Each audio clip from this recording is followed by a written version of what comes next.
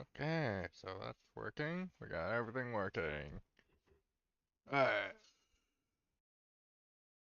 Huh? Hmm. Alright.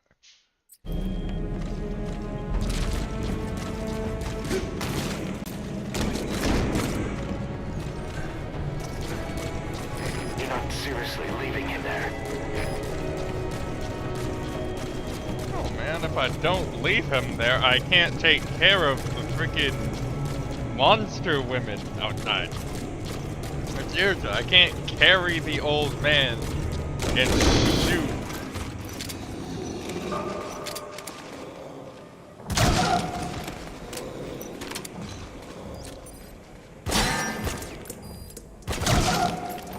Don't endanger the target like that.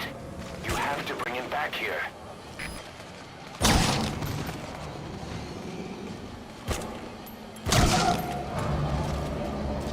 The guards are acting strange.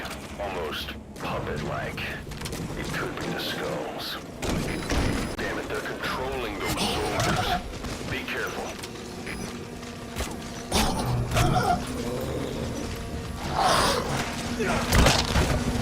You're not seriously leaving him there.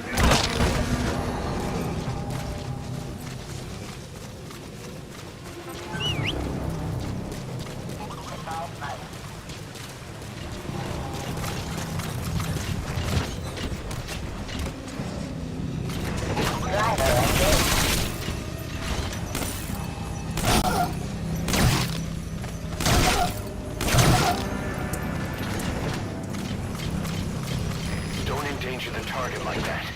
You have to bring him back here. Okay, yes, I understand that, yes, I have to bring the target back, but also, the many snipers who can teleport. Like, seriously, dog, I can't handle, like, what is it, 5? Yeah, I think it's like, literally 5 invisible snipers, effectively invisible snipers.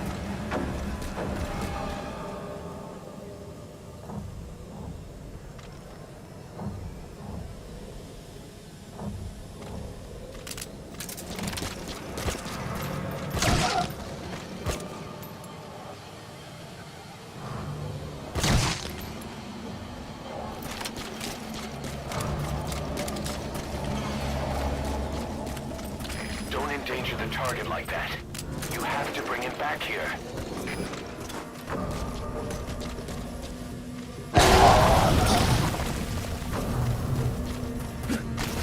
But yeah, seriously, like, what am I supposed to do against, what, basically 5 quiets and a bunch of zombies?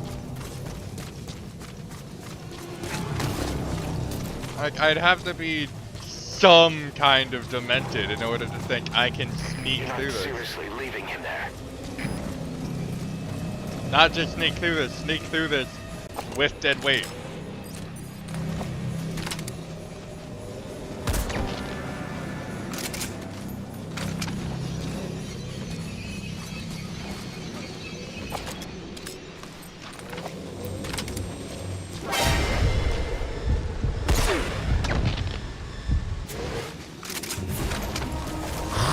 Get CQT, nerd. Don't endanger the target like that. You have to bring him back here.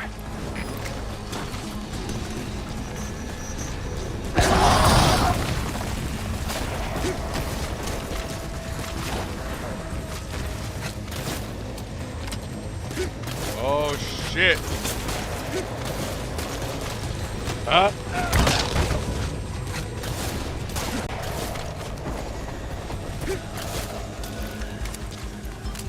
You're not seriously leaving him there.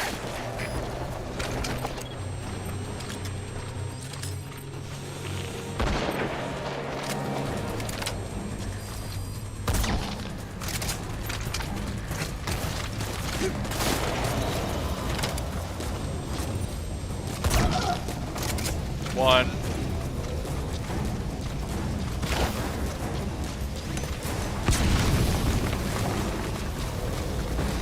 Don't endanger the target like that.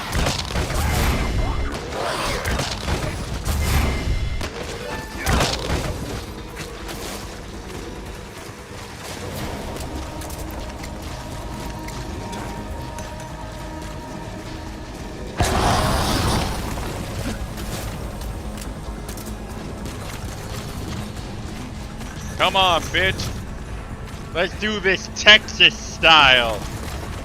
Although I'm not from Texas. You're not seriously leaving him there. Oh shit. Where you at, girl? That direction, vaguely.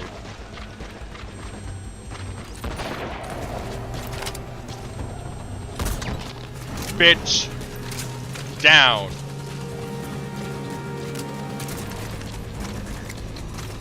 Yeet.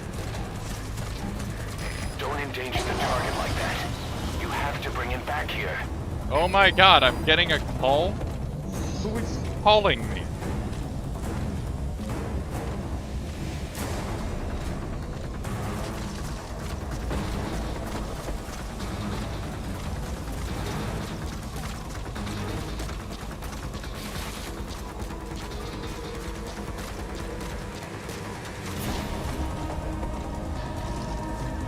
You're not seriously leaving him there.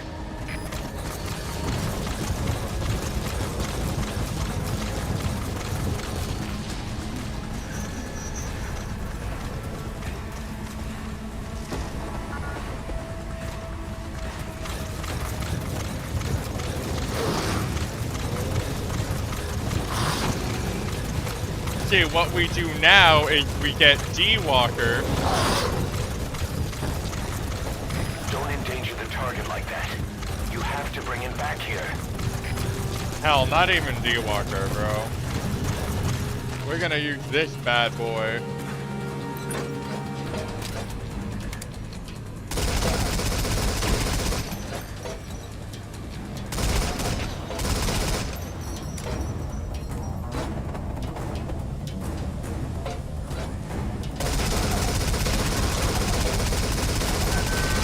You're not seriously leaving him there.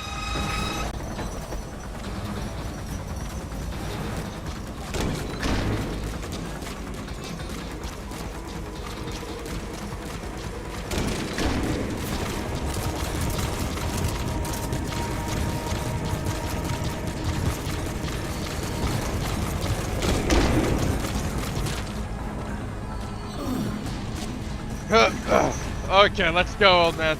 I'm gonna call in the quad. Oh. Oh, we did eliminate the skulls. Okay. Support helicopter Roger. requested.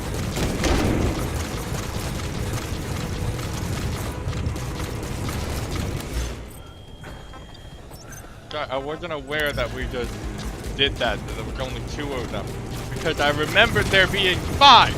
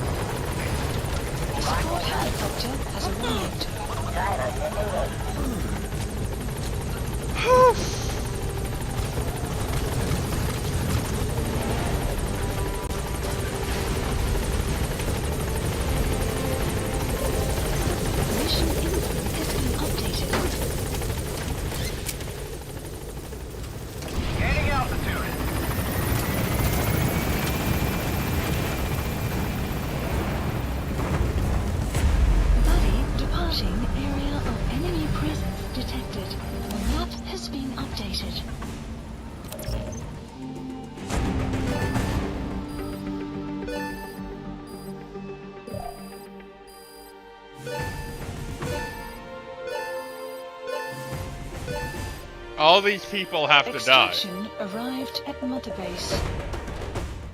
Mission complete. Great work. Fuck off.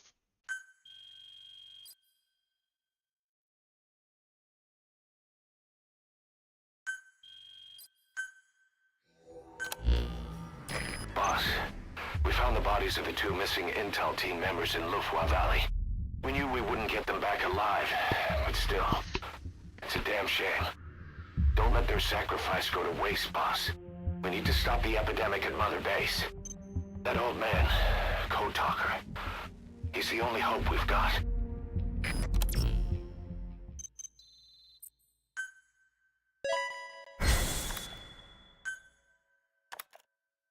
Well, I have to fire you anyways.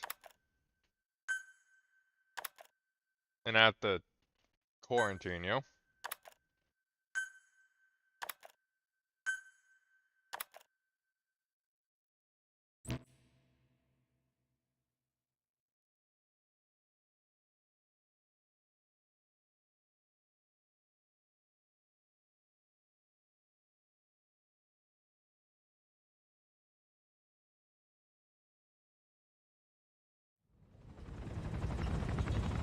Tell me how to fight it. I hid the answer in a microbe this one carries. It turns the male parasites into females, preventing reproduction. One parasite infecting another. However, it doesn't affect only the parasite. It alters the host as well. Your infection will be contained, but you and your men will also be rendered infertile. That is the price you must pay to regain your speech. Oh, that's fair. That freak show back there. They the work of your children too? A different strain from the vocal cord parasite, known as the one that covers. It acts as the host's skin, providing strength in exchange for nourishment. But I did not know those men were infected. They were forced to serve him, then steal my research.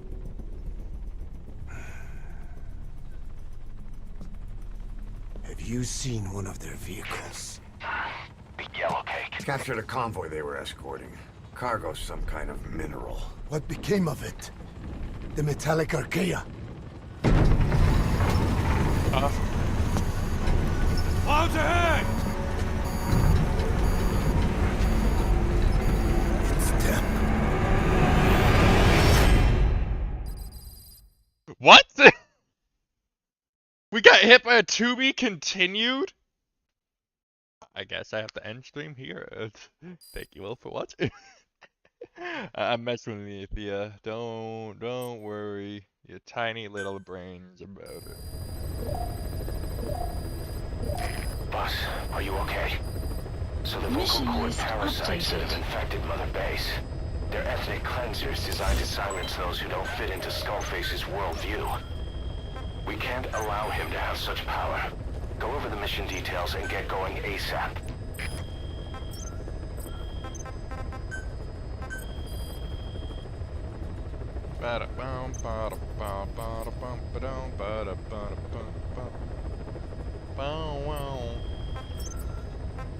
In the finale. 30% of the way done, by the way. Okay, let's get the hard part. We gotta send everyone here who speaks Kikongo into jail.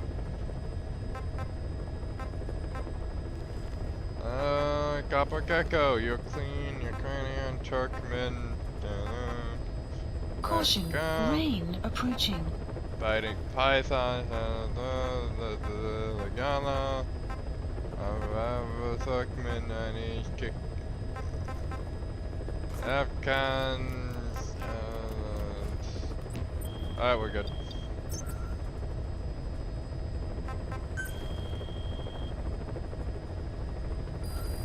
Please select a mission.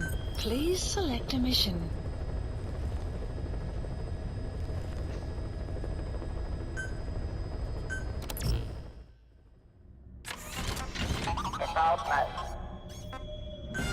The skulls!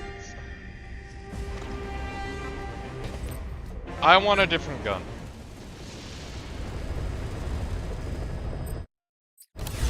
For death judges of crimes. Shoot nonsense, go keep your pictures in Please check. specify a project. Want to the next flip coin into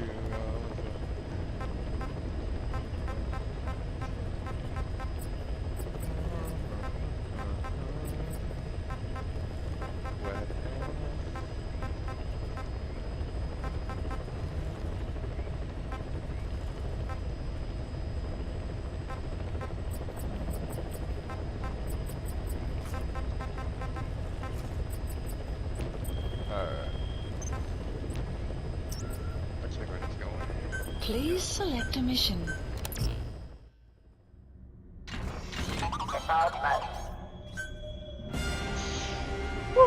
Okay. Deploying.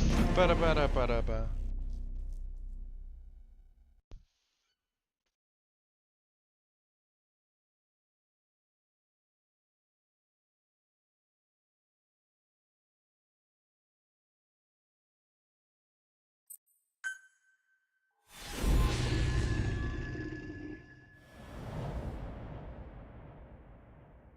Metallic, okay, episode 29. Out ahead! It's them.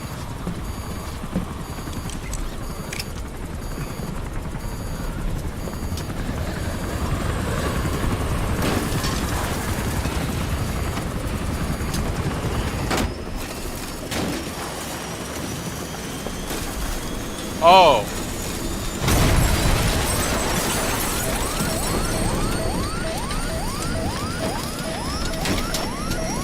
Not you, Fraquan, no!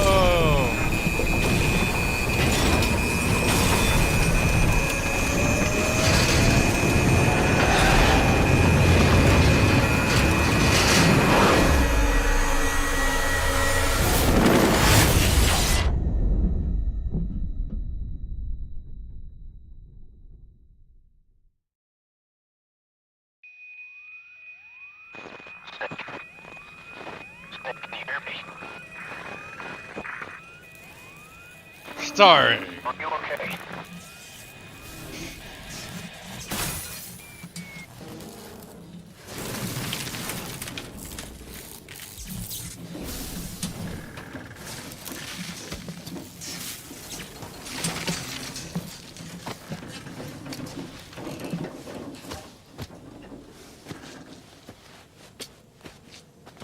Oh, Dina. Oh, fuck. The parasite.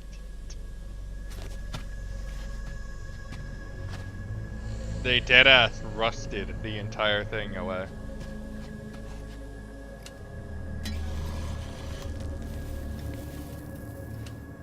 It looks like you're surrounded by mist. The support chopper can't get close to your position right now.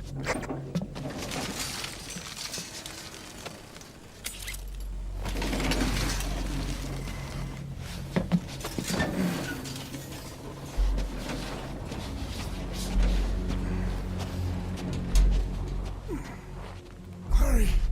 They are coming!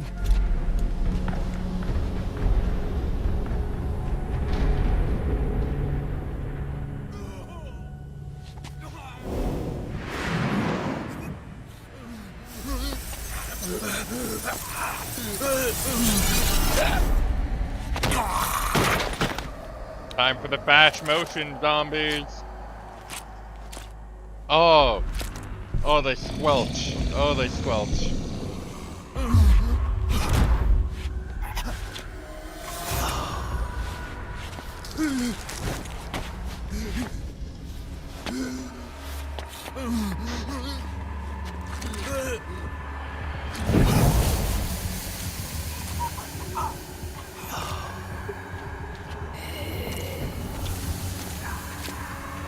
look at that.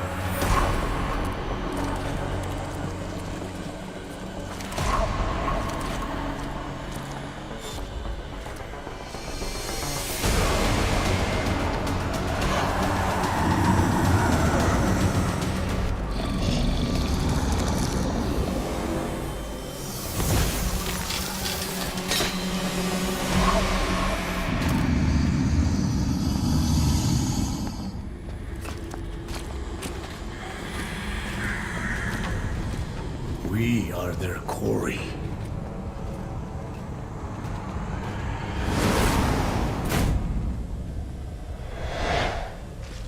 Skulls. Listen, that mist is their work.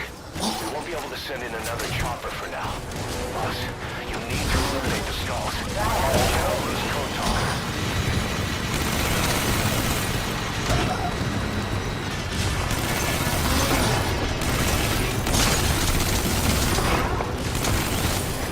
Get too close to that weird gas. It'll disable vehicles and walker gears.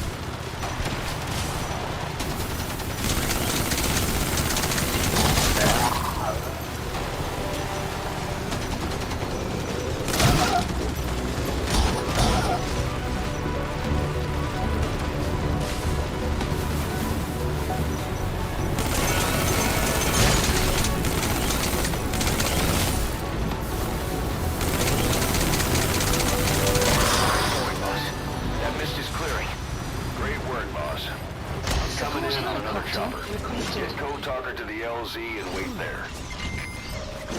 Mission order has been updated.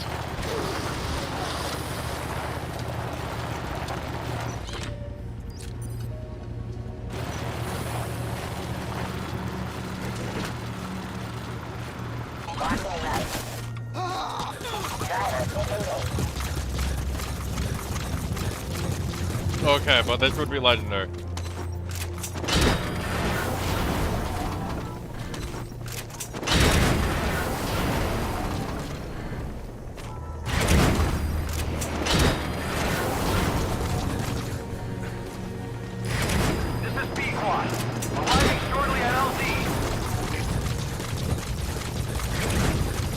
Okay, but you aren't Pequod. You're Pequod-2. This is Pequod. Have arrived at LZ. We'll stand by.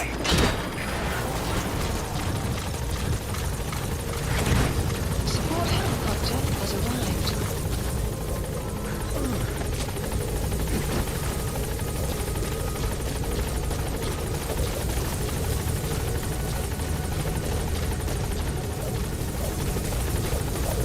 Get in, boss.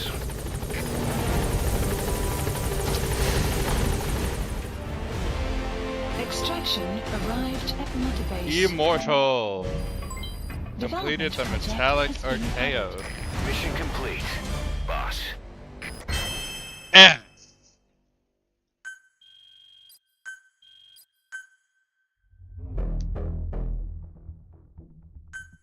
Okay, but where did Huey come into this?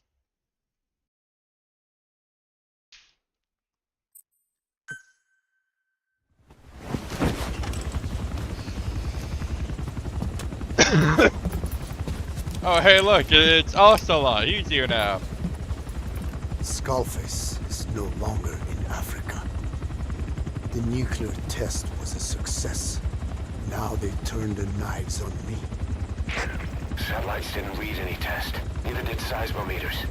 The detonation test took place 5 years ago in the southern Indian Ocean.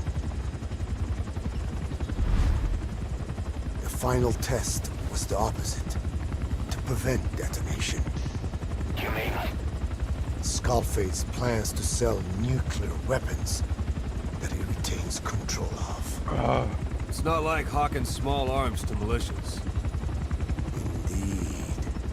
He plans to avoid detection by exporting minerals containing tiny amounts of uranium in the form of metallic archaea. Once on site, the metallic archaea enrich the uranium and weaponize it. Loaded onto all-terrain bipedal machines.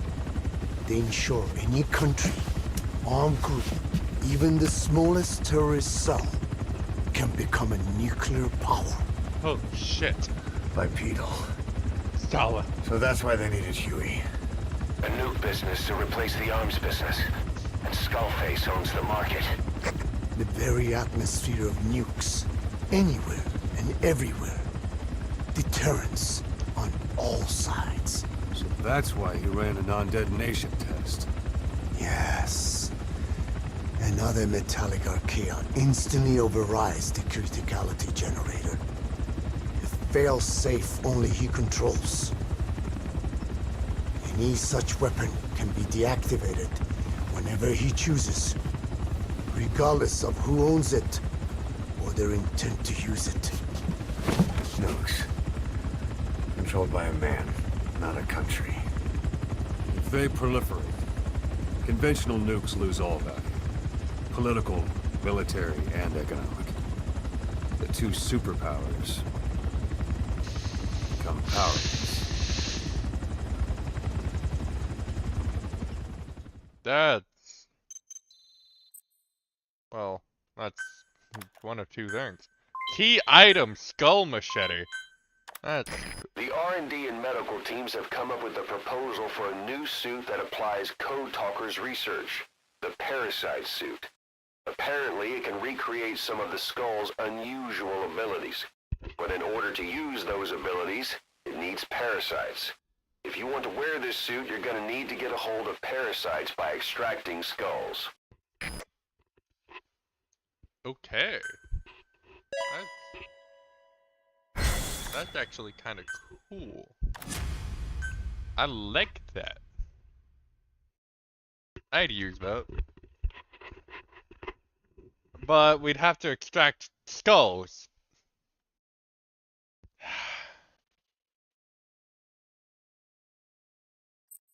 Admittedly, that could be easier. Very feasible, very feasible. I would have to just load up the to previous. stop the epidemic at Mother Base. Well, first, Snake, you need a shower.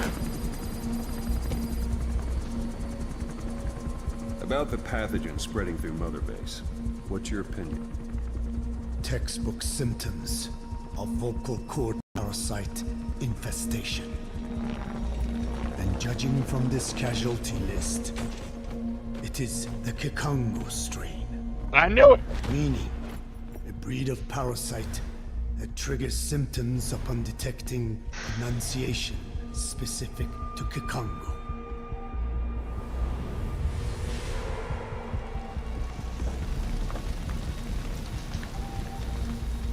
So how do we keep them from becoming symptomatic? Use this. A type of Wolbachia, introduced to a sample of the parasite. A parasitic bacteria that colonizes the parasites, turning male to female and preventing copulation. You must cultivate more.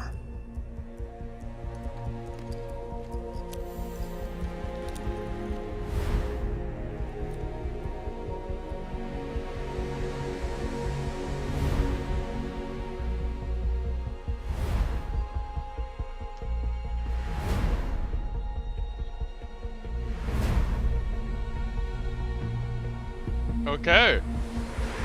I think I did it.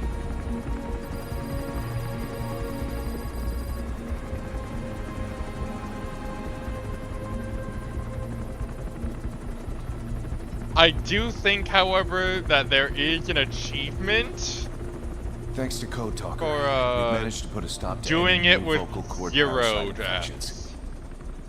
But We like, I couldn't think save it's a those time. already symptomatic. But everyone who survived has been released from the quarantine platform.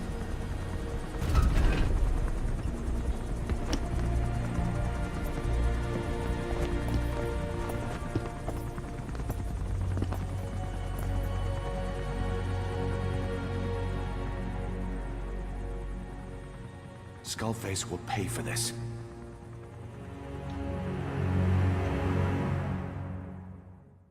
Yes, you. Life through your skin. I can know her and to reflection. Death there's all kinds. Shoot, dodge, dash, go. Keep your base intact. Hey!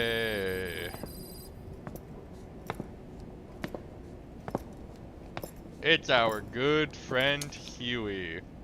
Again with the truth serum? What are those legs made of? Titanium? All the way to the femur.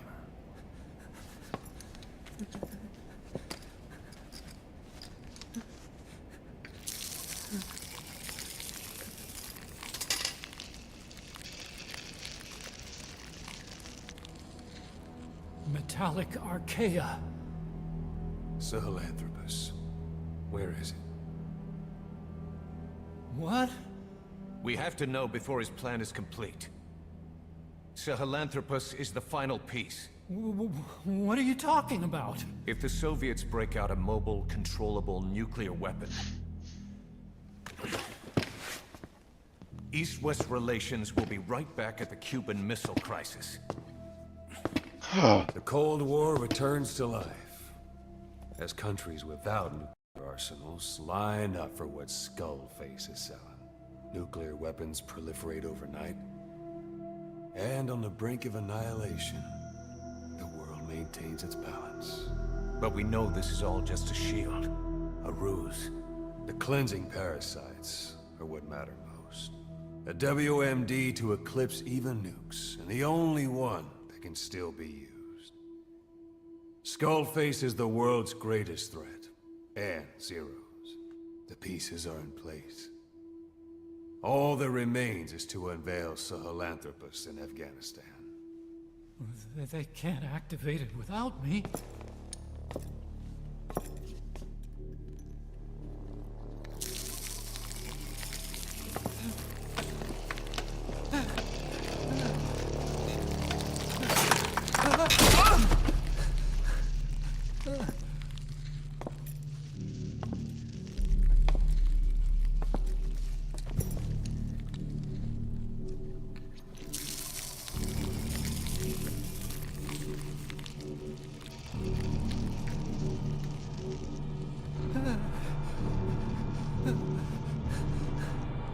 Is it really back in Afghanistan? Okay, B0. Sahelanthropus is beyond the Soviet base camp, in a lab built by the Soviet philosophers. That's what you're looking for. But I have no idea how he's controlling it. It wasn't designed to accommodate a human pilot.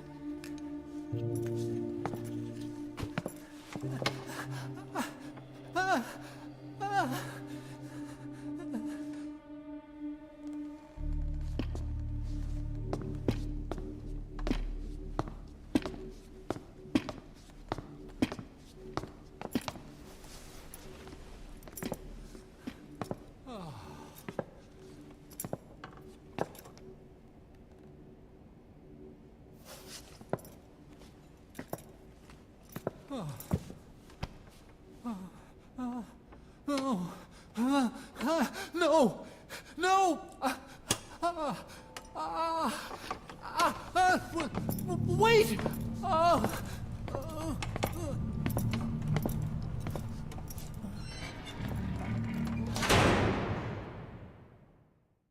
Damn, Ocelot. We got word from Afghanistan.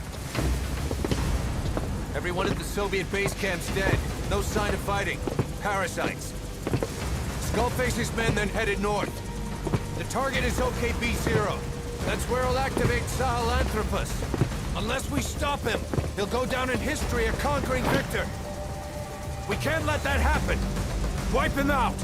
Don't leave any trace of his existence. I'm gonna need backup on this one. Oh shit. You'll rendezvous on site. Oh, we just go straight into mission 30, huh? I think this is where the game cheats and then kind of loses steam.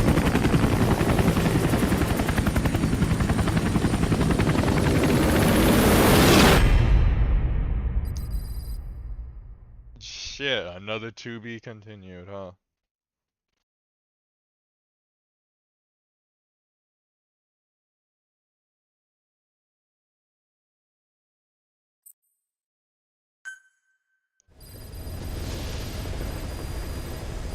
Boss, about Eli. No matter how many times we talk to him, he just won't listen. He sees everything in terms of victory or defeat and still won't accept that you beat him. We're gonna have to put him in his place. Again. If you don't mind, come back to Mother Base and go another round with him. Unit function added. Mission list updated. Development project has been added. And we return to maximum efficiency.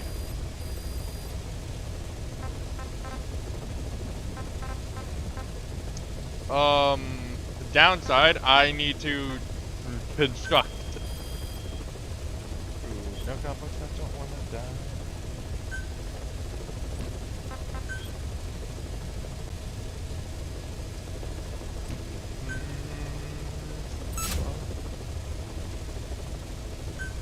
Commencing platform construction.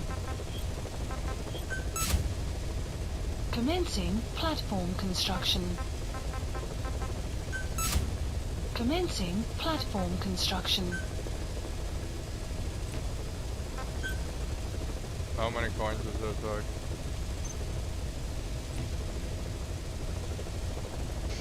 Holy shit. Okay, time for a showdown, I guess.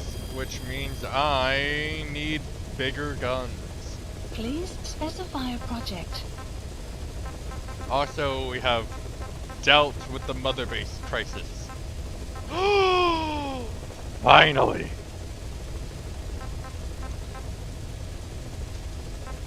Finally, I can perfect stealth no kills things. But that's fucking useless right now.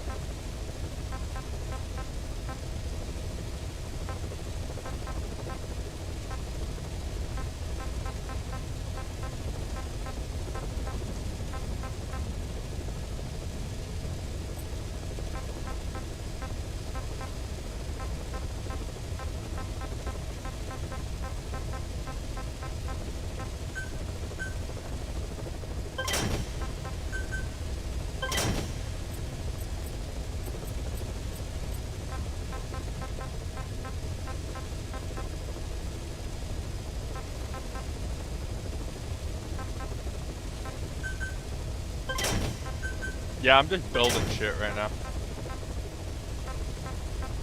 No point in it. I'm just building. Oh. Okay, well, time to solve our brokenness issue, I guess.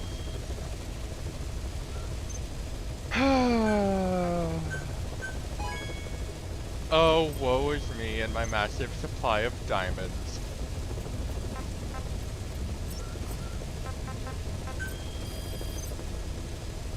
Where do the bees?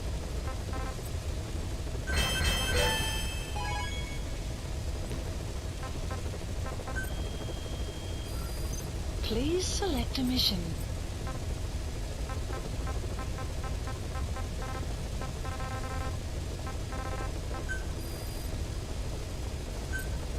Unit dispatched. Unit dispatched. Unit dispatched.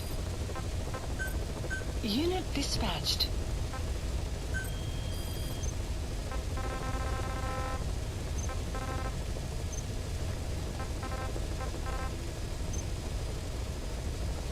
I can punch Eli later. For now, we're gonna listen to cassette tapes. Mainly because I'd have to. About the pathogen spreading through Mother Base. You've seen everything we've got on the outbreak. What's your opinion? Textbook symptoms of vocal cord parasite infestation. And judging from this casualty list, it is the Kikongo strain, meaning a breed of parasite that triggers symptoms upon detecting pronunciation specific to Kikongo. So our Kikongo-speaking staff are at risk. Quite so. He's right. All the victims do speak Kikongo. So they can survive if they just use another language. There is no guarantee. You're only dealing with the Kikongo strain. Other language strains may be present. You well know he was teaching them languages from all over the world. The Devil's House. Nzoya Badiabulu. There is no way to know how many strains he has at his disposal. So how do we keep them from becoming symptomatic? You mentioned using microbes. Use this. A type of Wolbachia. Introduced to a sample of the parasite. Wolbachia? A parasitic bacteria that colonizes the parasites, turning male to female and preventing copulation. You must cultivate more.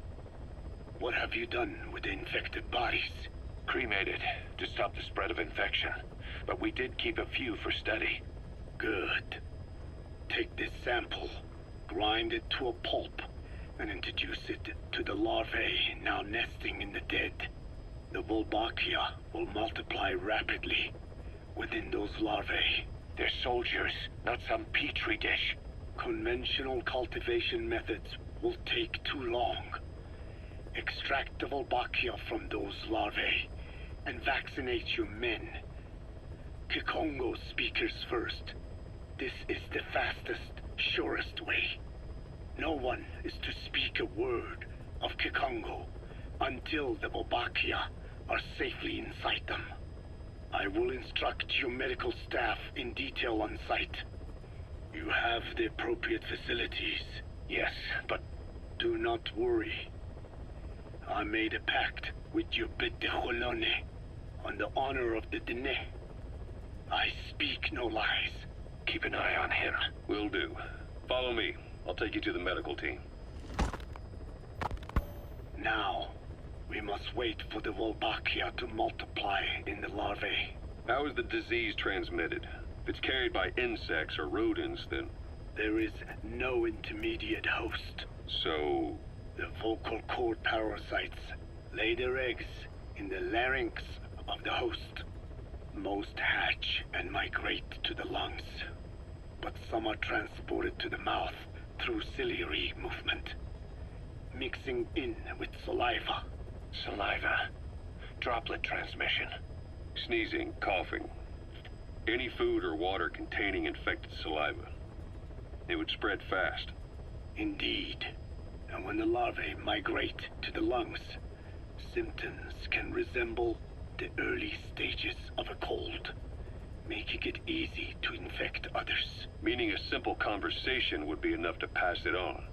Alright, so what happens after the larvae migrate to the lungs? It is as I said before. They mature by feeding on alveolar tissue. It is only then that noticeable symptoms appear in the host. And by that point, it's too late. He's infected everyone else. It's one hell of a weapon you've created.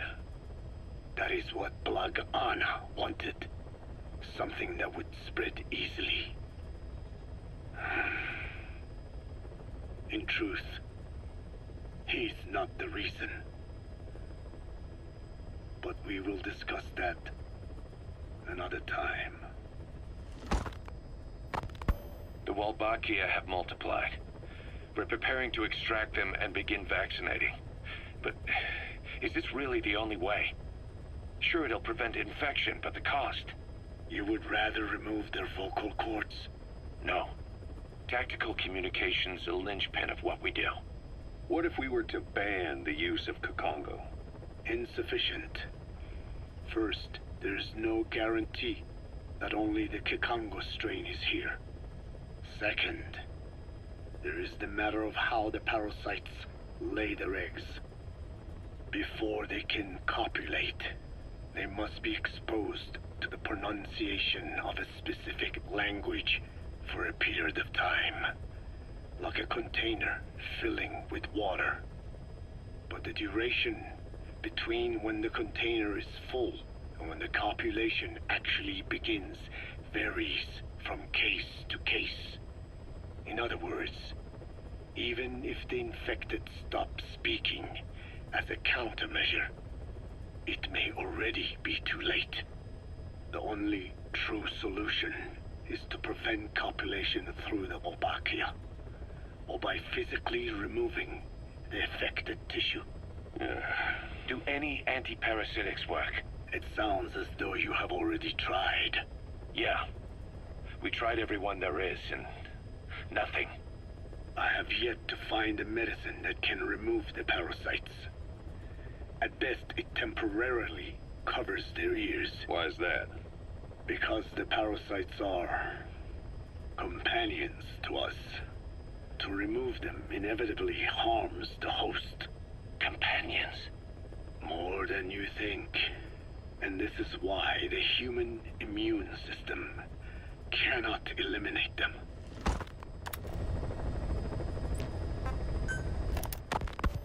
We've inoculated the staff with Wolbachia to keep them from becoming symptomatic. That should also contain the infection. How did this happen in the first place? It has to have been a Cypher spy within our ranks. If this is so, then why the Kakongo strain? If their intent was to wipe you out. Skullface said the remaining English parasite was close to the boss. If this latest strain was his doing, he wouldn't have tipped his hand. It is possible someone brought eggs onto the base without knowing. Stuck to their shoes, clothing. Well, that makes the most sense to me. And where did the eggs come from? You mentioned that your boss visited Nzoya Badiopulu. Sure, but his gear's disinfected immediately upon return. Then he was not the carrier. And not just the boss. All staff dispatched to high-risk regions were quarantined on the flight back. When the symptoms first appeared, we checked and disinfected all equipment used up to that point. Any and all prisoners, soldiers, materials, and animals extracted during missions were also quarantined. So, that just leaves... I have seen children around here. Where are they from? All over. Some were being held hostage at a mine. Then there were the troublemakers at Wala Yamasa. Wala Yamasa? Yeah. Their clothes, their things. Did you burn them? They're just kids. We couldn't. And besides, not one of them's shown symptoms. The parasites don't infect prepubescent hosts. Their vocal cords are not fully developed. Well, if infection doesn't occur in children... It is possible they carried eggs on their clothes, and the infection spread from them. Check the kid's stuff. I doubt there is any trace left by now. But if there is, some of those kids must be close to hitting puberty. How could we have missed this? The name Wala Yamasa got quite a reaction from you. I'm guessing the Kakongo strain was released in that village. Cypher used that region to experiment with vocal cord parasite transmission. The Kakongo strain. The settlements around the refinery upstream of Boala Yamasa were the proving grounds. They would infect one villager, then record transmission speed. Dangerous work. If they failed to contain the infection, it would slip into the surrounding regions. At which point the world found out about the parasites, making them useless as a weapon. Incredible they'd risk such a thing. The test site was densely populated too. A terrible place for such experiments.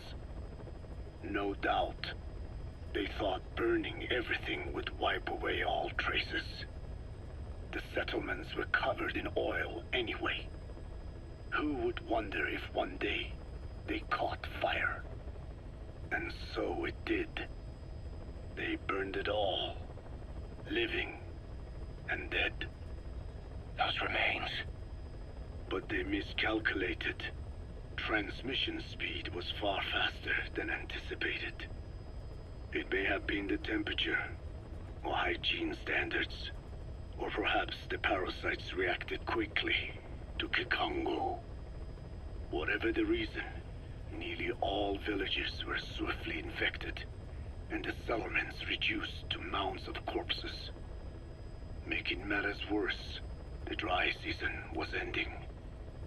When it came time to burn the village, the Moneni River had swelled. Many of the bodies were waterlogged. Meaning they didn't burn completely. The corpses still contained viable eggs, and the larvae washed downstream. And when the people downstream drank that water, that marked the end for Boala Yamasa. I learned all of this at the mansion. I warned him of the risk of eggs getting out. And? We are prepared for any eventuality. I get it. Putting the oil field back online. The oil leaks, saner. They plan to pollute the river, prevent the spread of infection. But the oil flow was stopped, and downstream the people of Masa village started using the water again. The PF soldiers deployed at the village were locals, spoke Kikongo. They were infected, and the kids survived. I've heard enough. And who stopped the flow of oil? Don't. We did. That confirms it. The source of the Kikongo strain infection was Masa village. And the children brought it here. It is no one's fault. There is no blame to be cast. The parasites, they were tested in other regions? Their physiology requires that they be tested under varied conditions. Another test site was in Afghanistan. So it was the parasites there. Both the Pashto and Tajik languages are spoken in the mountains of Afghanistan, and population density is low. Ideal testing grounds for how accurately the parasites target only the specified language. It is also relatively easy to prevent the spread of infection. And the results? The first test, I am told, was a success. Once the Pashtun Mujahideen were infected with the Pashto strain, they were all but wiped out. The Hamid fighters at Smasei Fort. It was doubly successful. No Tajik Mujahideen or Soviet soldiers became symptomatic. So the parasites proved to be effective. What about the second test? Also supposedly a success. A Pashtun village was the target. However, the original aim was to obtain samples of the infected. In this, they failed. And the village? The Soviets enacted a standard scorched earth operation. That must have been the village where Malak lived, before being held captive at La Marjate Palace. Having had more time to think on it, the details shared with me may have been false. They are madmen who would do anything to cover up the truth. They certainly seem to like tossing their problems in the fire. As a boy, Skullface's life went up in flames. Perhaps That is what fuels his fixation with fire. Your Wolbachia stopped the infection all right, but I still don't get it. How can a few bacteria change males to females? I know they're only bugs, but... It is not such a rare thing in the natural world. Many insects and nematodes are infected with Wolbachia. But why? They nest in the cell cytoplasm of the host, even in the egg cells, with the result that the offspring are born infected. Mother-to-child transmission. However, Wolbachia cannot nest in sperm because they do not have cytoplasm. So even a successful infection of a male ends after a single generation. This means the Wolbachia must resort to maximizing the population of infected females. Sounds like an ethnic cleansing campaign on a tiny scale. Gender change from male to female is their survival tactic. So more females means more Wolbachia carriers, so it can keep thriving in the following generations. But the parasites in a human host are supposed to be a mating pair. If there's no male, there'll be no offspring at all. It's killing itself. Slow down. This tactic is intended for environments where a single male can copulate with multiple females. Originally, the Wolbachia did not infect the vocal cord parasites. I created a mutated strain, modifying the Wolbachia so that it could infect monogamous pairs. The Wolbachia's greatest multiplying tactic, the male-to-female change, worked against itself in the monogamous parasites. Just as you said. Then, I performed repeated selection of Wolbachia strains until I achieved 100% certainty of male-to-female conversion. Creating female-female pairs, unable to reproduce. And you say the Wolbachia affects the host of the host, that is, us, cutting off our means to reproduce? It is almost certain. Of course, we will not turn female. Clouds approaching. After all, mammals possess no natural gender-changing function. But some Wolbachia strains can cause cytoplasmic incompatibility in the host. Is that some cell deformity? Put simply, it means the altered sperm of infected males kill the female's egg on contact. And that's happened to us? Yes. And yet, what occurs in humans is not just simple CI. To date, there are no cases of Wolbachia affecting humans. The fact that this strain causes this effect, is it the vocal cord parasite's affinity with humans? I do not know enough to say for sure. So the parasite warps the host. Reminds me of what Skullface said. It is the way of all organisms to create their own optimal environment. Just look at you and this base. Organisms that cannot do this are doomed to extinction. The difference with parasites is that their environment is another organism. That creates a connection between life and life. Parasitism, symbiosis, or death. In this way, the host too is challenged to adapt.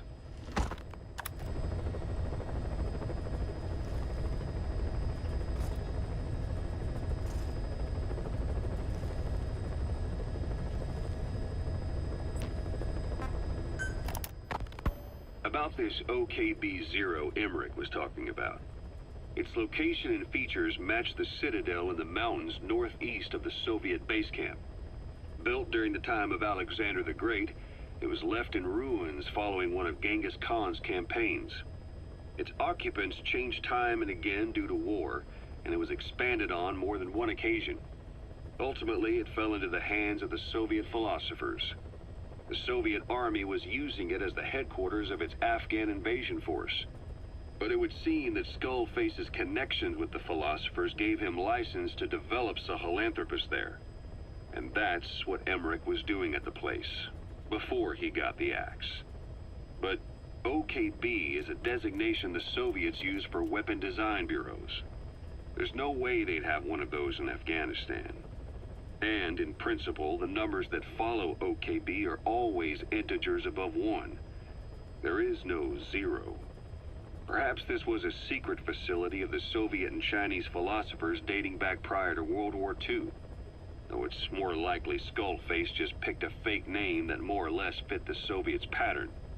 He doesn't go there often, but he sure as hell won't miss this. They use the heliport on top of the tower for his visits. Start by heading for the heliport. Then wait for your chance to make contact with Skullface. It seems Sahelanthropus' armor is made from depleted uranium. That offers some serious protection. The U.S. military is planning on using it for its main battle tanks, too. Maybe that's where Emmerich got the technology. Uranium? They're using nuclear fuel for armor now? No. What they use for nuclear fuel is uranium-235, which is extracted from natural uranium. Depleted uranium is a byproduct of that process. Sort of like the leftovers, I guess. The garbage. Uranium-235 makes up 0.72% of natural uranium, whereas depleted uranium contains only 0.2%. What are the benefits of using it for armor? It's a pretty short list. Uranium's a heavy metal, like lead, meaning it can hold a greater amount of kinetic energy. But it also boasts a hardness closer to tungsten. That makes it an ideal material to use for, say, armor-piercing ammunition penetrators. But it's not the best choice for armor. Its volume is less than that of ceramics, but for an equal weight, you could end up with less protection. So why use it then? According to Emmerich, it came down to him being unable to source ceramics technology from a manufacturer. Plus, given that it's an upright walking vehicle, he wanted to reduce the bulk of certain areas.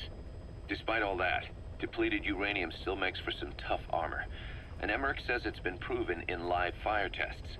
It stops most Soviet tank shells.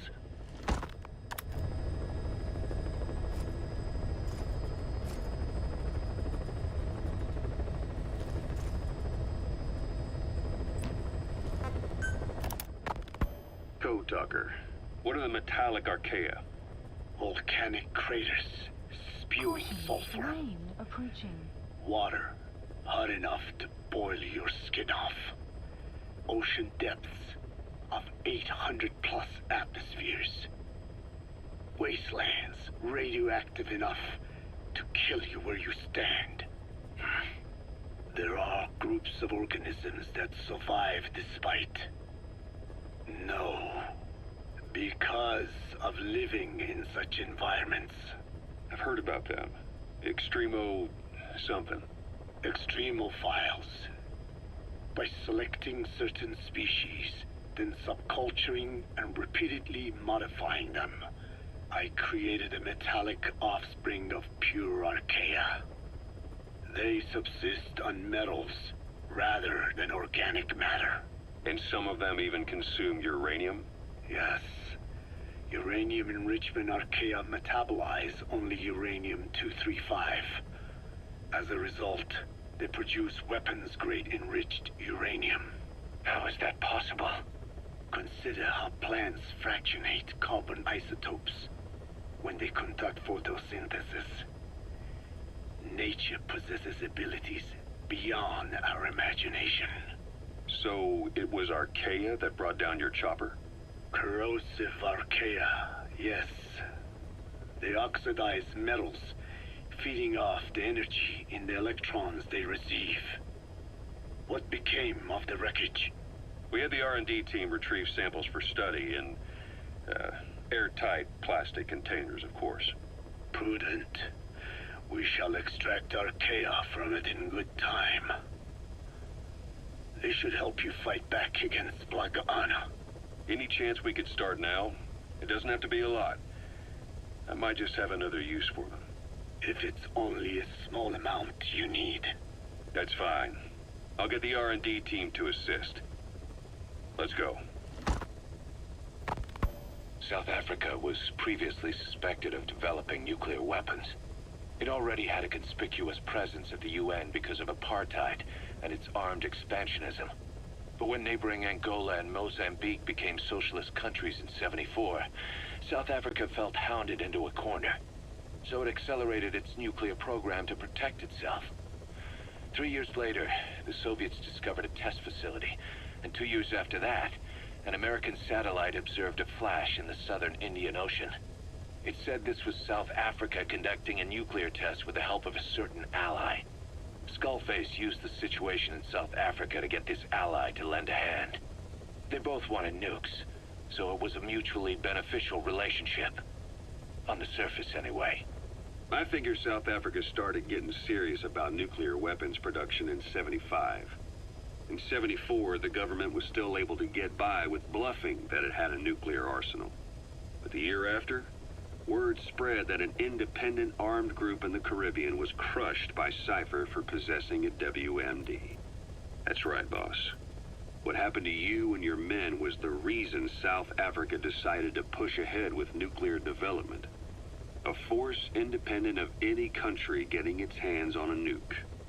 That was a threat to the existence of countries everywhere.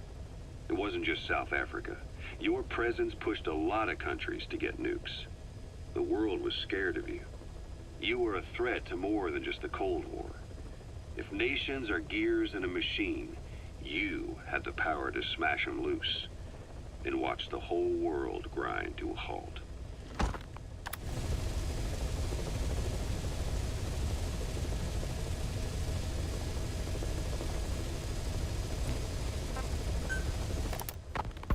Emmerich uses externally powered legs of his own design. It's bionics technology, a product of the U.S. military's failed attempt to develop a powered exoskeleton.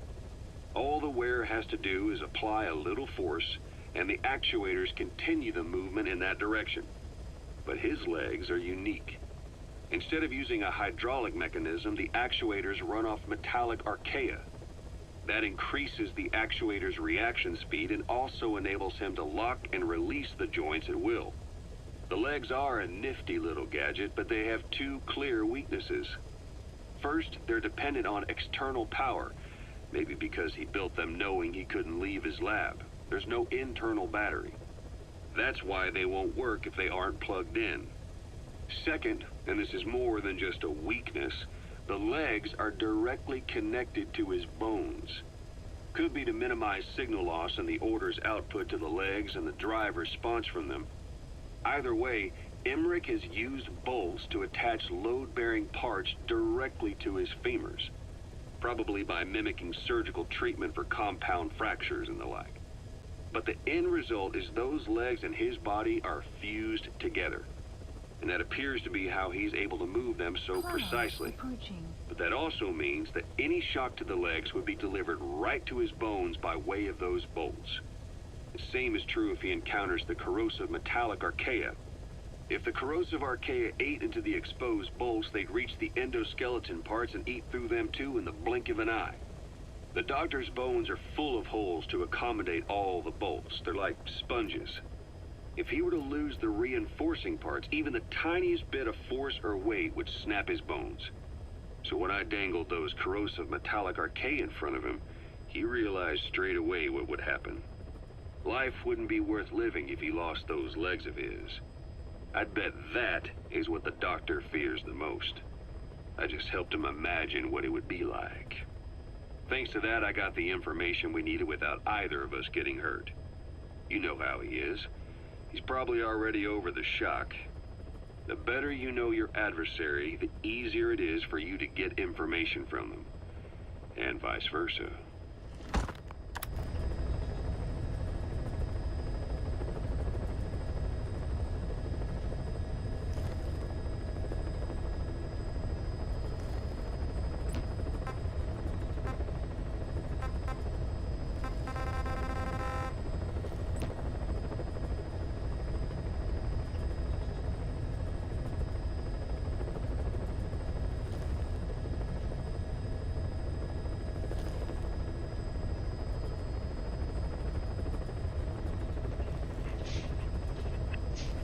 Uh-oh.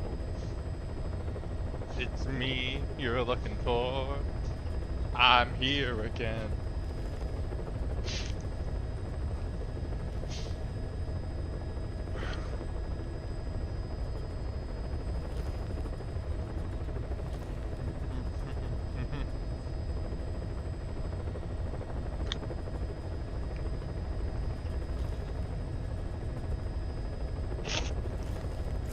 Can't be one. That was the check. Move us to the next. You are.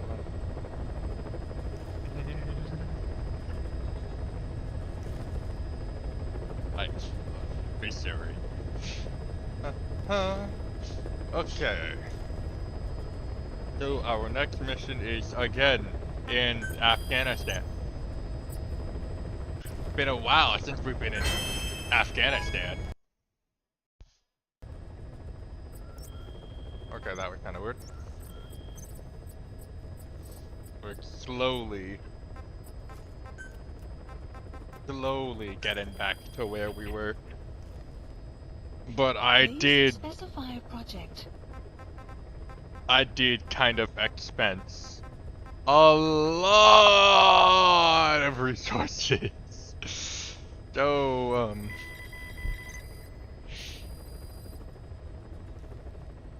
yeah. We're gonna be a bit in the hole for a while, and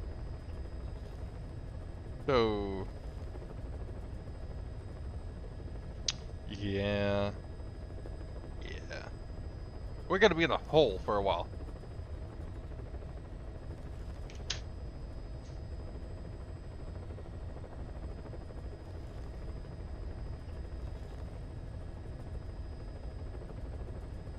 Which means we're gonna do a lot of missions to make up for that difference. Well, not a lot of missions, but missions.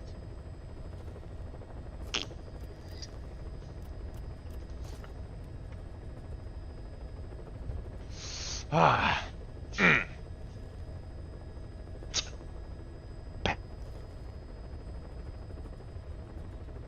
Okay then. Dang. Can't believe I already listened to all those tapes.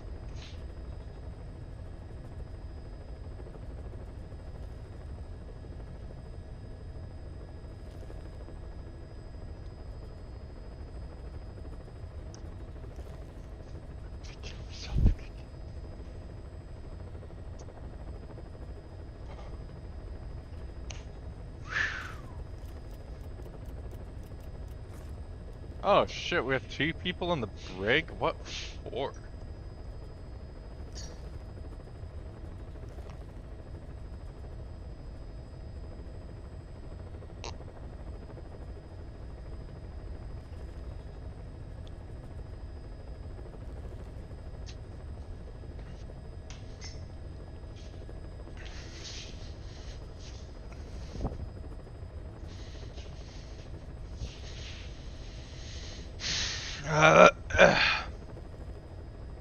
Fine.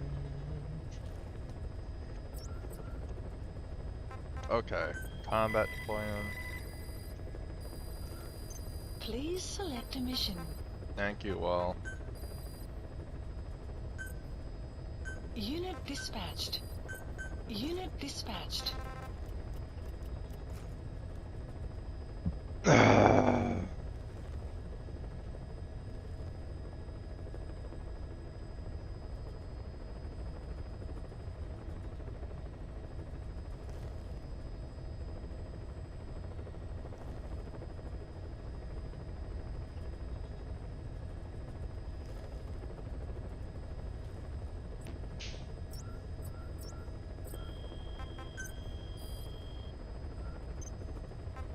Give me my GMP.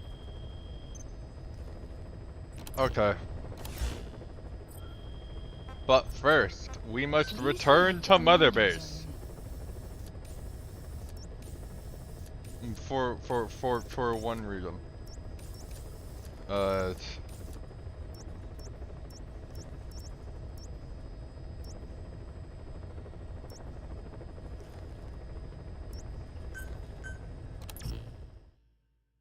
because boss is fucking stinky, bro. We've done like 7. No, it was like 5, 6, maybe 7 or 8. 7 or 8 missions consecutively. Oh shit! Is this the stinky cutscene?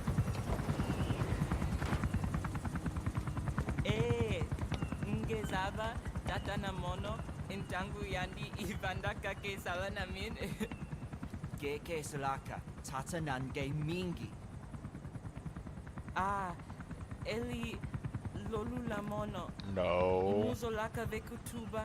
Ukisina uge bingi laka mono. Ukisina uge bingi laka mono. Hey, Tepe, Eli, what's the matter? Fighting will get you nowhere, Eli.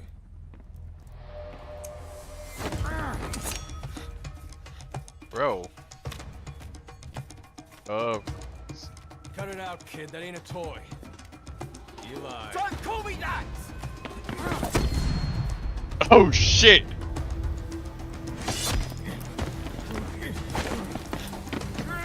Boss. Boss. Boss. I'm not a kid. You hear me? Enough. Oh, thank you, Ocelot, for doing something.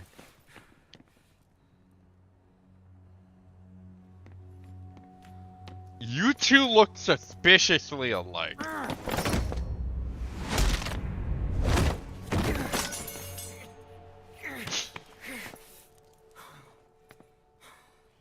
If this were boss, he would have snapped that shit. Well, dislocated it.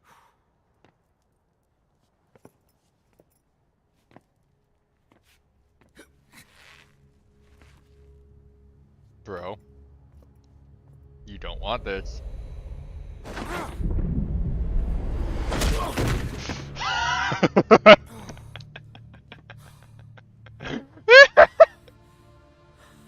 I shouldn't laugh at a child who's getting this, who's getting exactly what he deserves.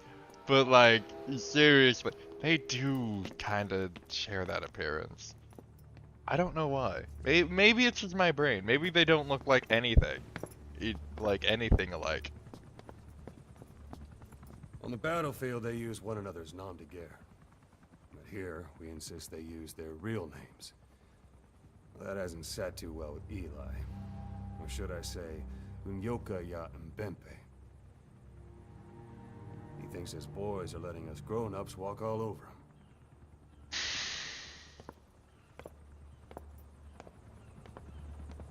Well, at least he's acknowledging it.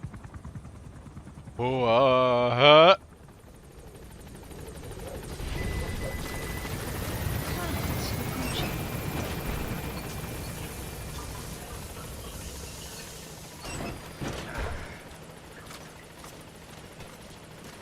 It would physically take boss too long to take this off, so he just showered with it on, clearly.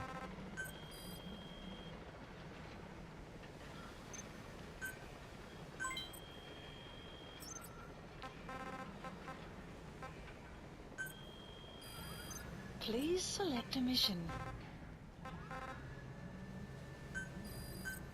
Unit dispatched. So let's go deal with fucking Eli.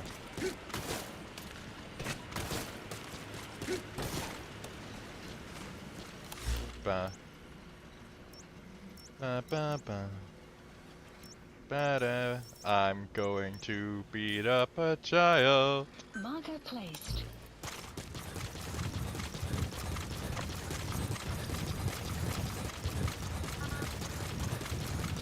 Oh, right. I should develop flashbangs specifically for this fight.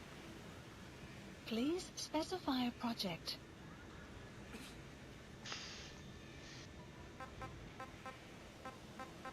Where's...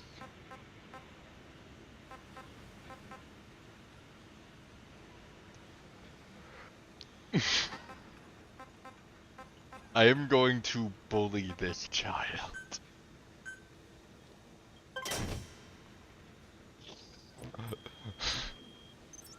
Give me a second. I need to make a loadout. Who's that woman who doesn't talk the boss brought back? No idea. I wonder if she's even human. What? Come on. She's a human. What is she? Alien? Some kind of bioroid? I don't know. The way she moves, disappears. Please select landing zone confirmed. Roger. Probably technology from that site. This is B-Quad. Arriving shortly at LZ. Boss, welcome home. Thank you. Okay, look, man, I have to do this like at least once per stream, so I'm sorry. On station at LZ.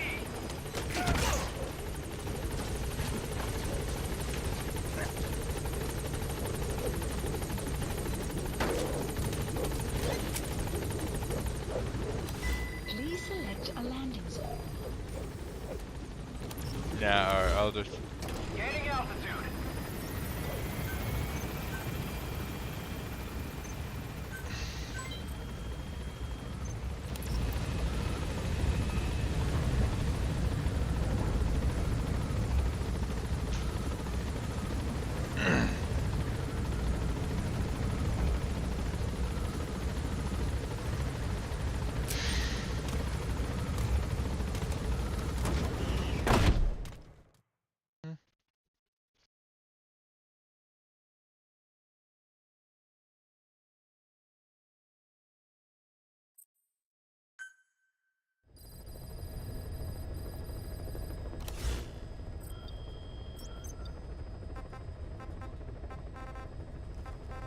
Ba-da-bow.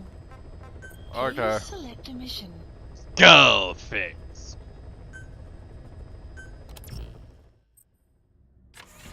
Yes, I will take my new shit.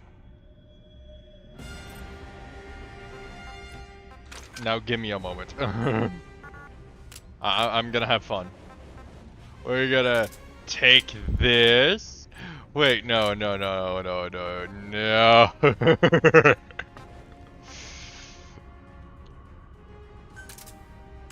Gonna take this. We're gonna take this.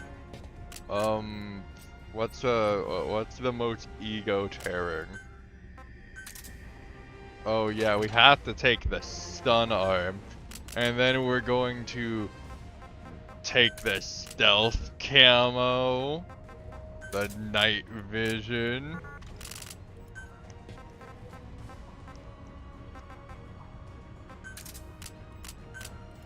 The cardboard box. Alright. Oh god, we're gonna make Eli so fucking mad. Oh right, we gotta upgrade to the most prominent version of the Wu S crystal.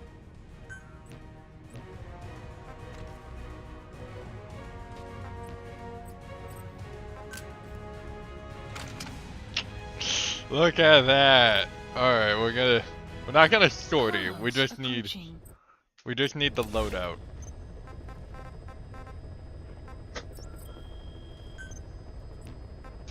Now we wait. Now we just wait. Please specify a project. I can't believe I'm actively preparing to bully a child.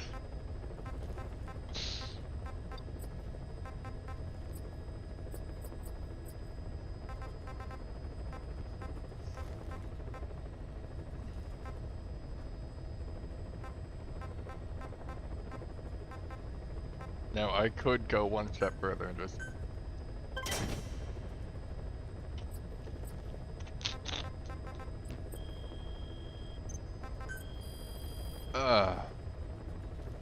Please specify a project.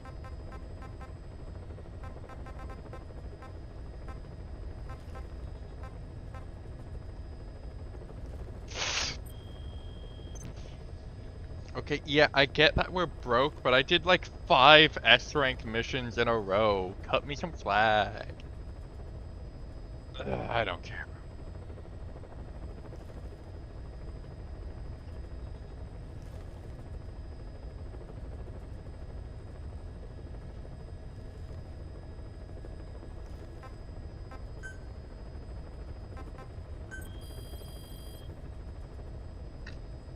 Please specify a project.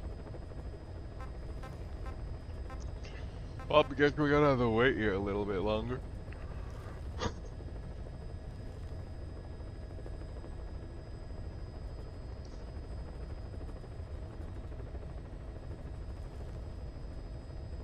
I'm gonna lean back, close my eyes, and wait. Maybe I'll do a refresher, you know, on the cassettes, because I really just don't want to deploy anywhere right now. I want to bully a child. Big boss. So we could start with the briefings.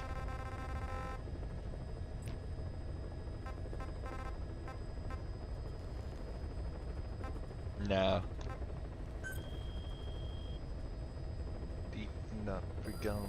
Please select a mission. Very conveniently, we just have Unit dispatched. things to throw things at. We can just cripple Cypher before we even get Please there. select a mission.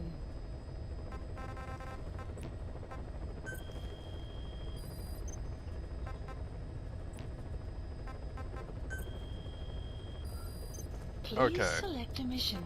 I can do a side op. How about this? We can do. Let's do the gun runs. Let's go. Please select a landing zone. Hopefully, I can make it this time.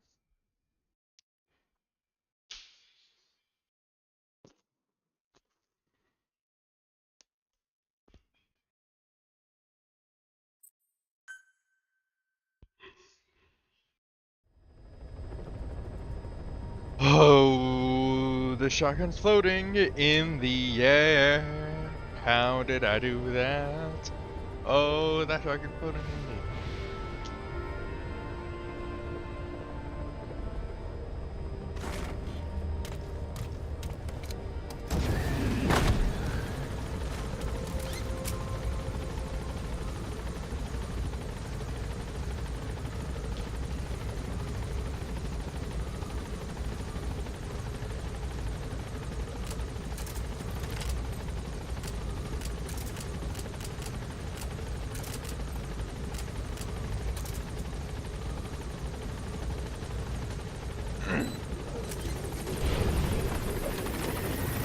So here's the reason why I love the mother base tab. None of them flinched.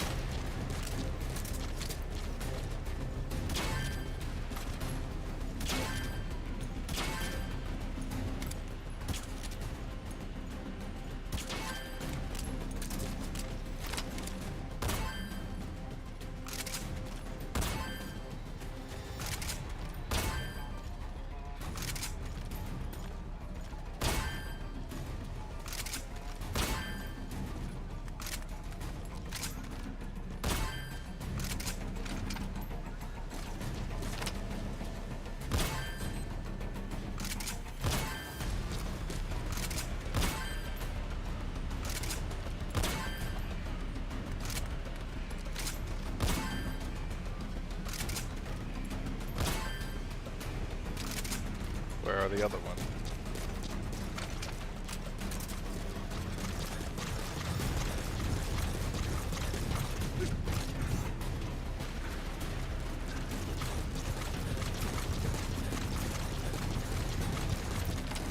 Boss, thank you for putting it in.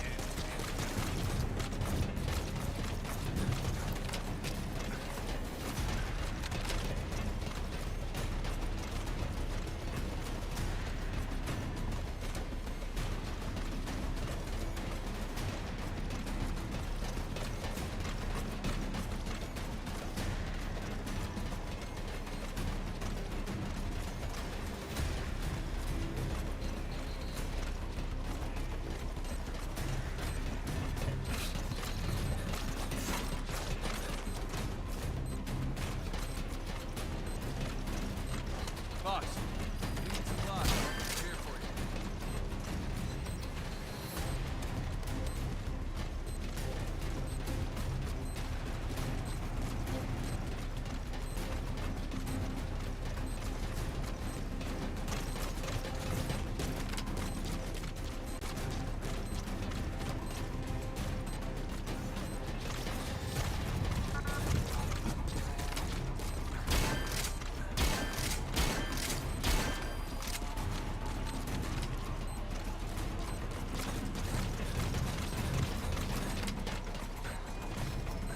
Where are the other ones?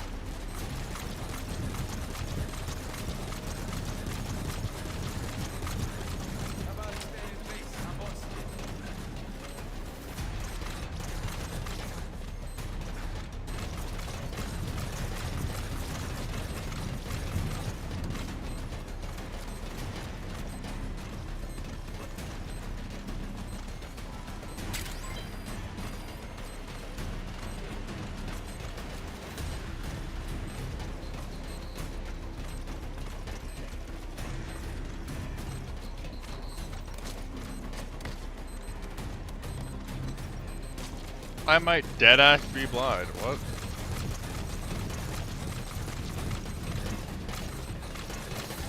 Oh my god. Shit.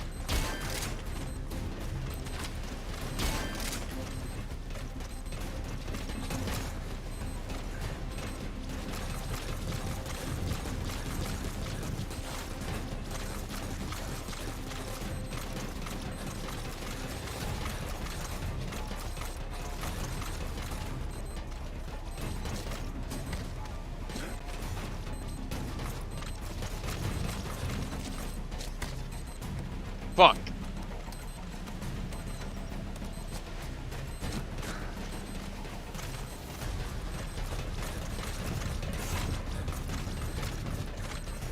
Caution, rain approaching. Side ops list updated.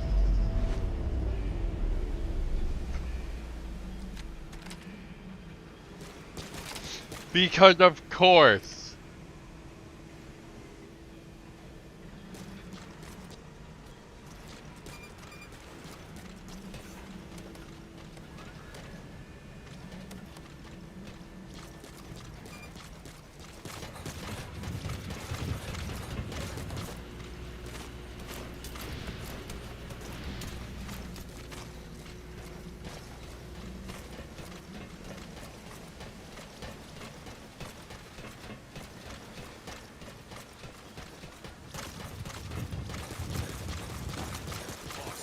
Dispatch me on my next mission. Okay. Here's your dispatch. Boss, let's develop some.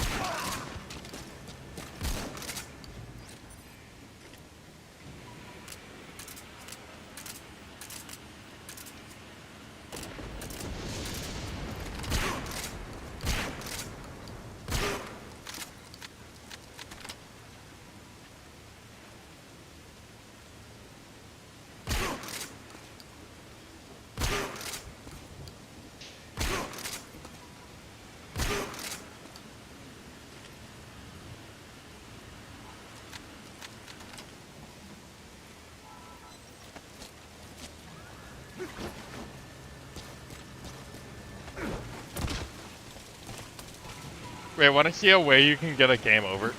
Because this is just fantastic.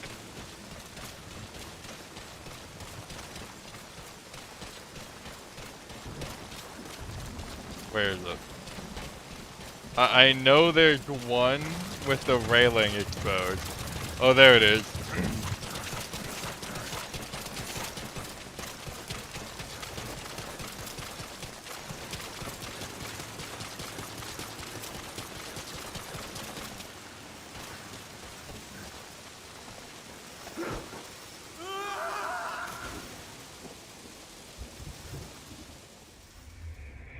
Boss, have you lost your mind?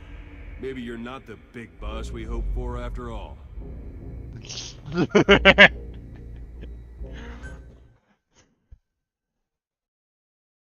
I'm glad that Kojima made it so that you could throw these guys off. That is so fucking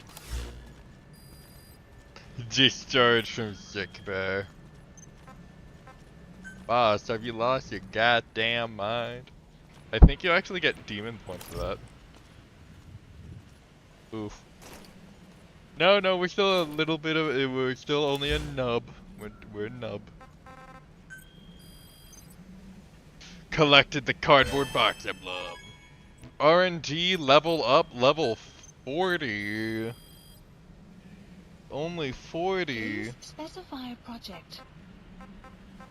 You can tell I'm losing my fucking mind. Okay, well, we're gonna play a game now. Welcome back, boss. Just no, don't worry, Raving Moose. Just trying to line this up real quick. I'm gonna see how many Mother Base soldiers I get stunned in like one go.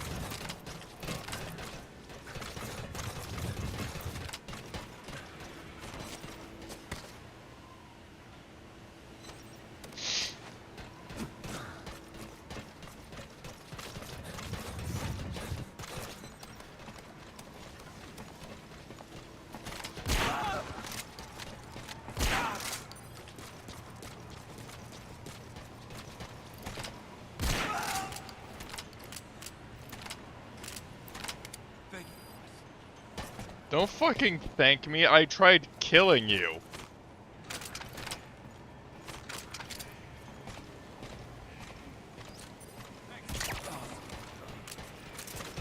I love how they're getting up now and they're thanking me. Oh, that's silly.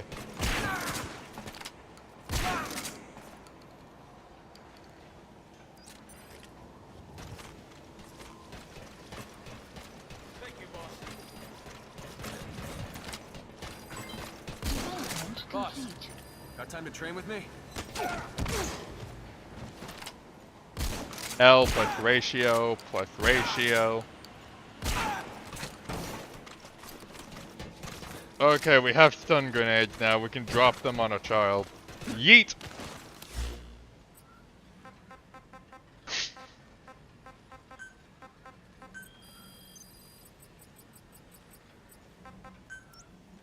Supplies requested. Supply drop complete. Let me up.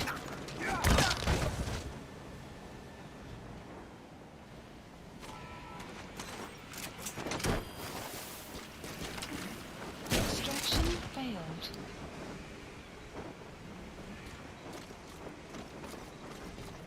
Don't ask me why I did that. I don't have an honest answer for you.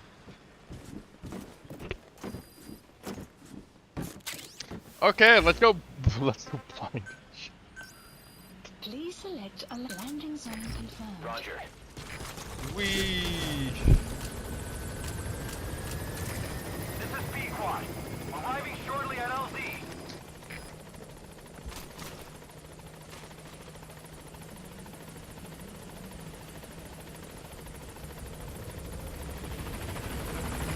This is P-Quad. On station at LZ.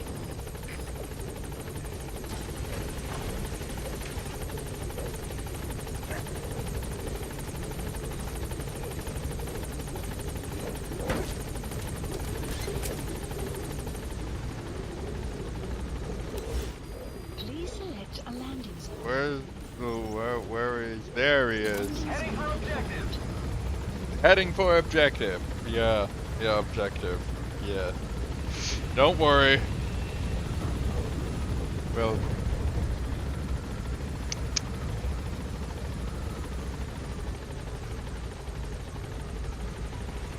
It'll be a quick in and out for Quad. Don't worry about it.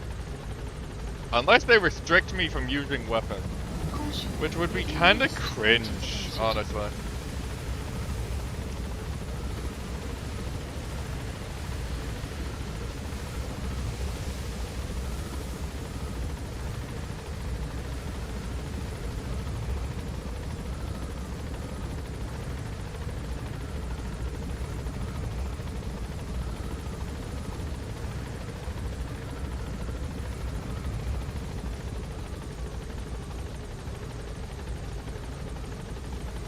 No conflict, I don't wanna die. Nah. No wet hands, no feeling felt. Others like me.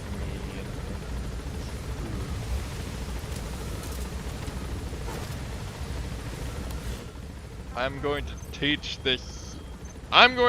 freaking Eli the power of the military-industrial complex. But before, oh hey look, FOB.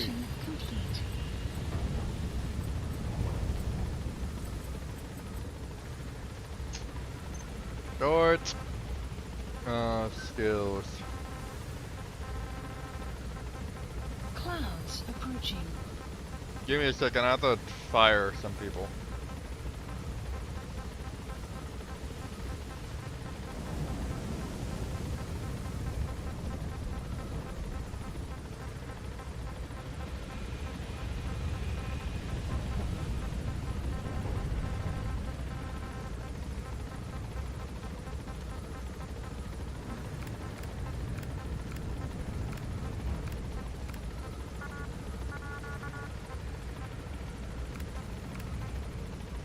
Select unit. Get the fuck off my mother base. Dismissed.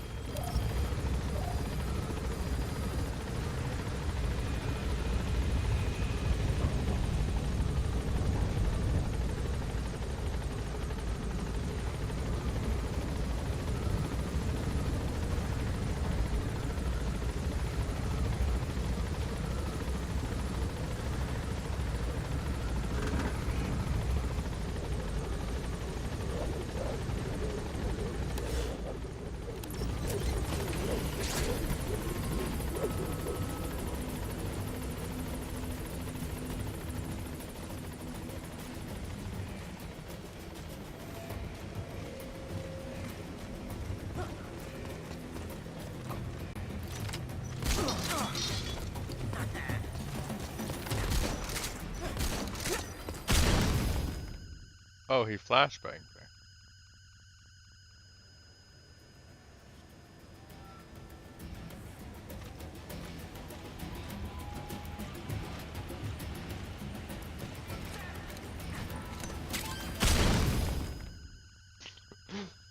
Yeah, my eyes and ears are probably dead at this point. Okay, Eli.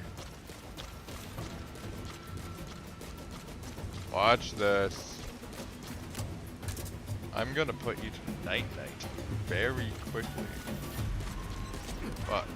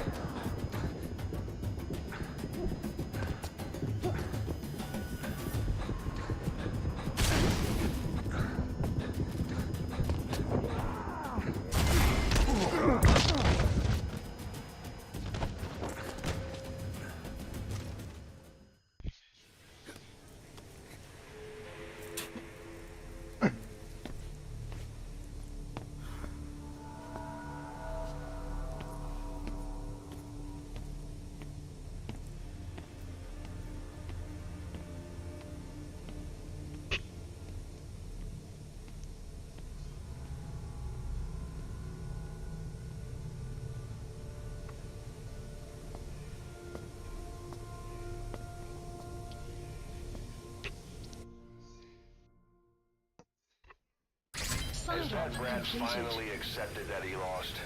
Hopefully now we'll be a bit Extraction more arrived at obedient. Metabase. Development project has been added. Okay then. Shit. Yeah, give me them rocks, bitch. Please select a mission. Okay. Looks like we have to go do the main quest.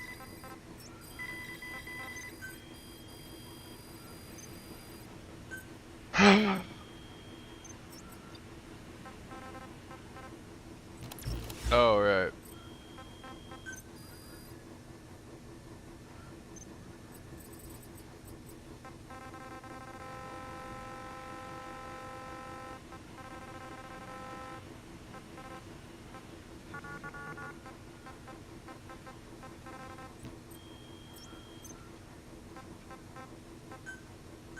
Pick Please up. select a landing zone confirmed. Roger.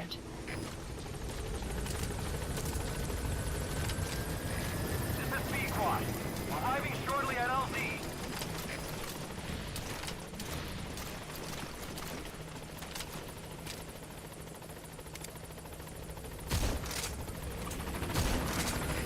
This is B-Quad.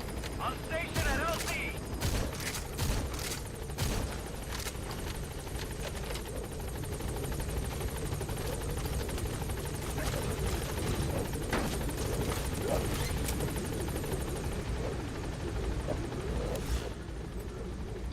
Alright.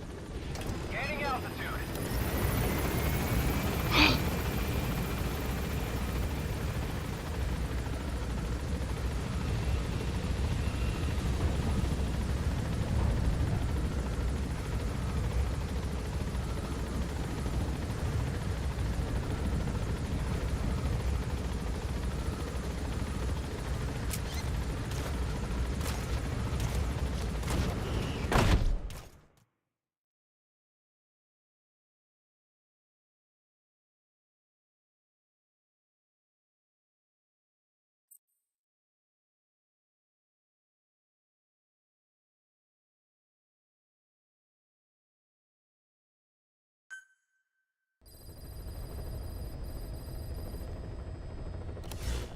Okay, let's go kill fucking Please select a mission. Skullface.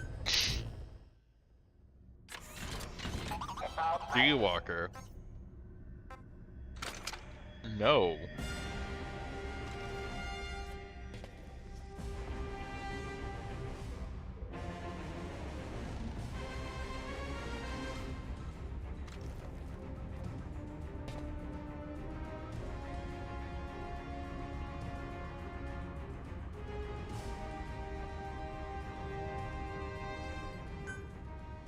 We can't have D-Walker on this mission.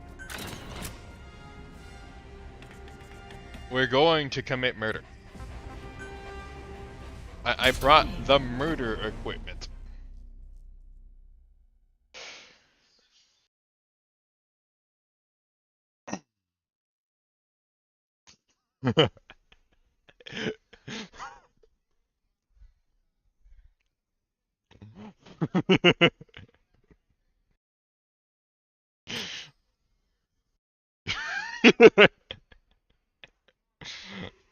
Shit, I gotta send something to my friends real quick.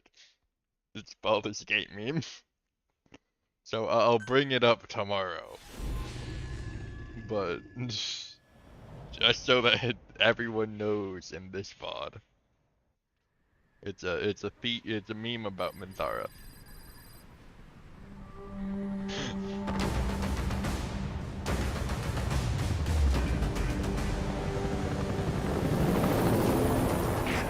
Research facility Emmerich was talking about is north of the Soviet base. That's where Skullface is keeping Sahelanthropus before setting it loose in Afghanistan. There's a good chance he's got nukes, too. Boss, we need to figure out what Skullface is up to. If you make contact with him, get him to talk. The ethnic cleansing parasites, Sahelanthropus. Find out what his plans are.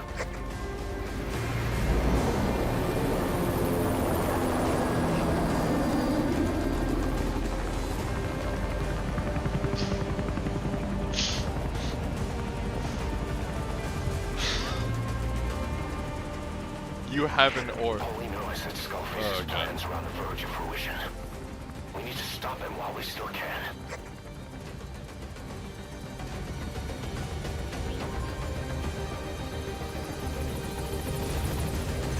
Map info updated. Take revenge on Skullface. Oh, we got a built-in rangefinder? Oh, shit.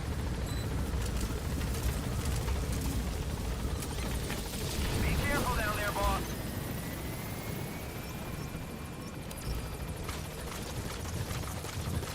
Soviet soldiers in that area are all dead. Apparently XOF unleashed the Russian parasite strain. To isolate the facility, they first spread reports of a chemical weapon leak. The infection won't spread into the surrounding regions. Still, I think they just exterminate the men who worked with them all this time. Skullface must be making his final play. Shit, gang. Well, they left all this free shit behind. So, I'm taking it.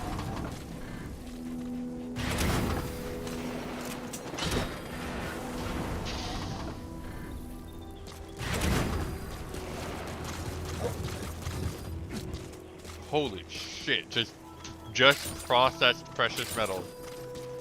That's rare.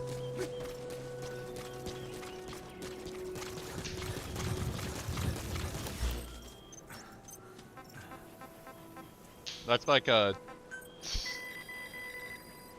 Like, damn, okay.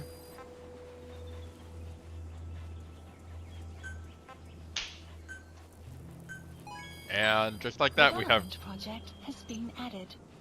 What do you mean, plus children?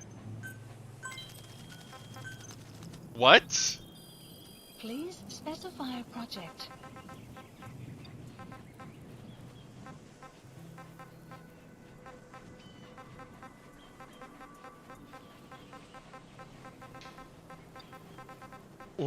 What could that possibly be?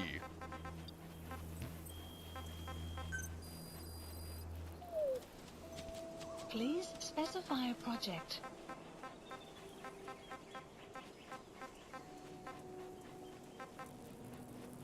Oh. Holy shit, wait. Oh my god. Oh, that's good. Oh, I don't have to worry about it anymore. I can go back and grind heroism forever now.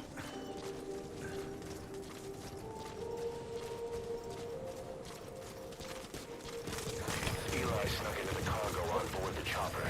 His idea of an escape attempt? Who can say? We'll think of how to deal with him later. Snake, do you read me? I know more than anyone about OKB-0 and Sahelanthropus. Boss, I've made up my mind. I want to be of use to you, not him. Let me work to pay for what I've done.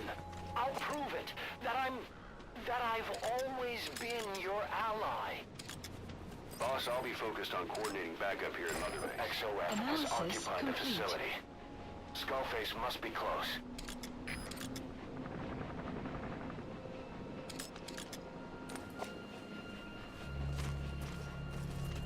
So we're dealing with XOF soldiers now. I'm assuming they're better equipped than Russians? Let me see what this guy's working with. I have a sniper. I can't get a good look at him, but he looks like he's in full riot gear. Oh, that's not good. Analysis complete. Oh, fuck. Analysis complete. Oh yeah. Oh, those are some good soldiers. Analysis complete. Oh shit, those are some really good soldiers. Okay. Shit.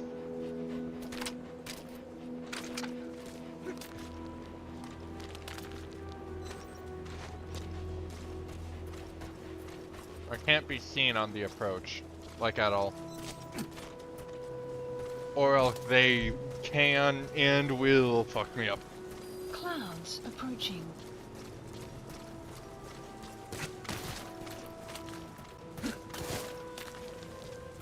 Clearly, they have the means to fucking instantly kill me.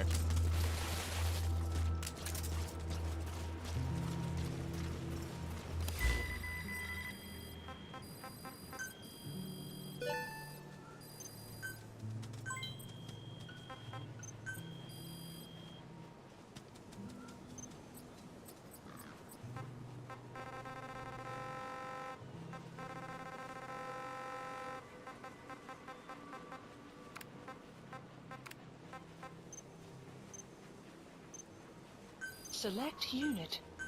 Staff dismissed.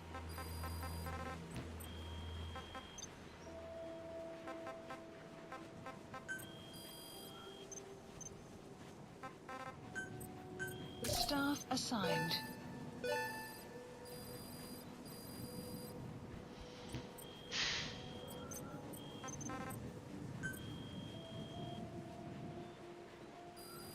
Please select a mission.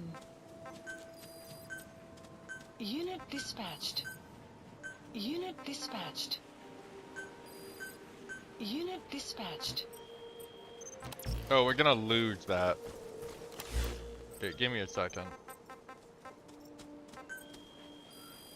Please select a mission.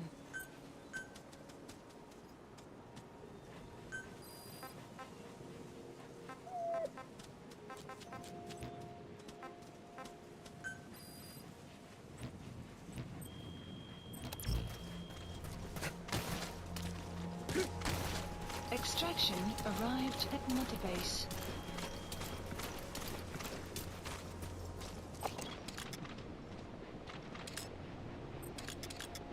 Oh, you have Boaster. Oh, that's why your stats look so good. But you have Defender.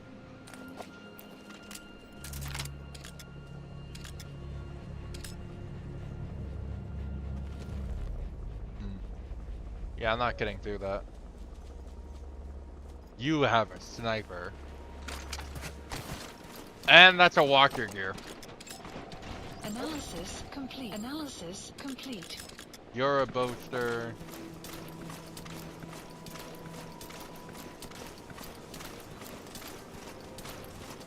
Enemy presence detected. The map has been updated.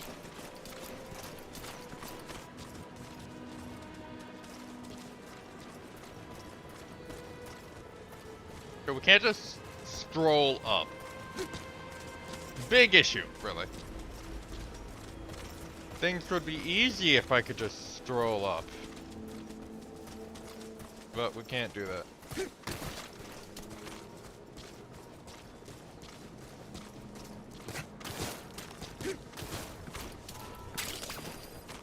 Enemy presence detected.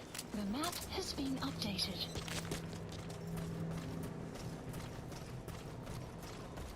Aha, but we have found an alternate way. I hope.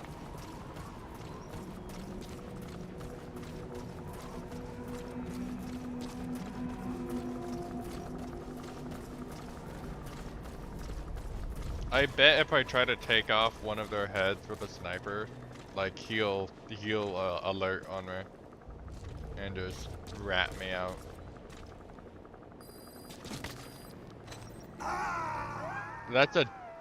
That's a death box?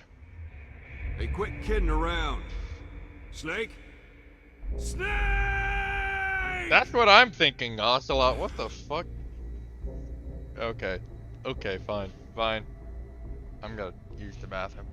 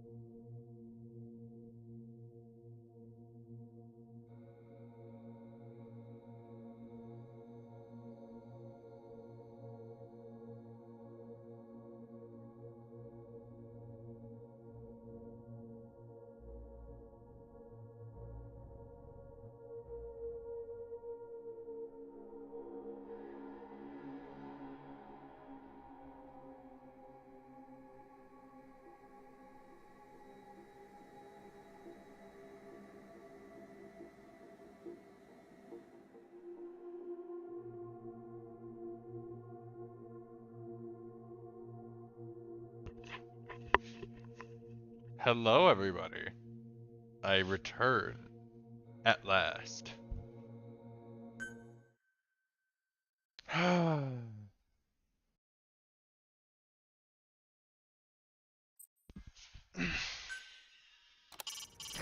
contact with Skullface. Head for the silo at the facility's northernmost point. Development complete.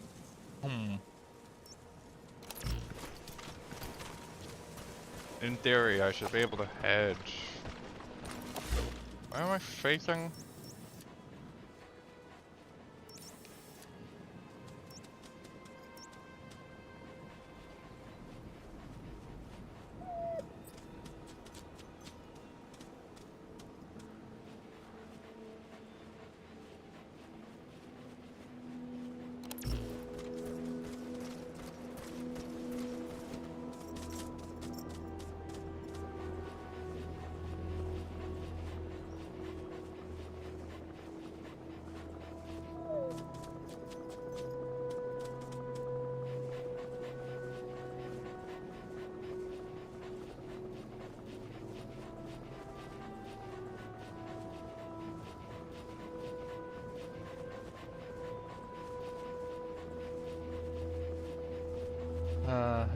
Enemy presence detected. The map has been updated. Oh. We got an issue. I'm fairly certain there's only one way into this base. Detected. The map has been updated. And that would suck. That would suck for me immensely.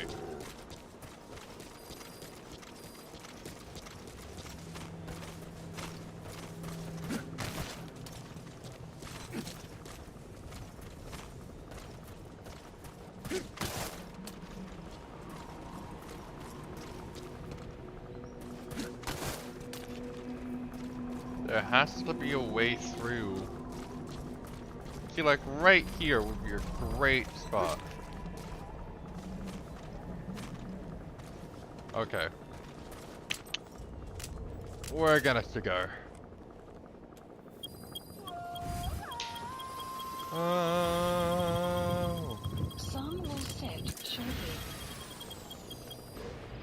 Okay, now it is night. Gotta admit, Cypher's got some... Not Cypher.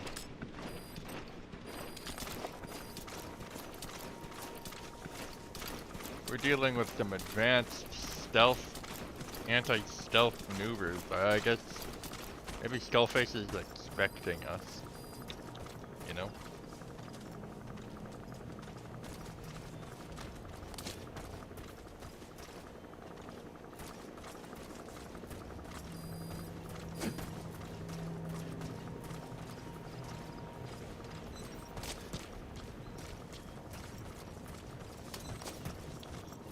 Okay.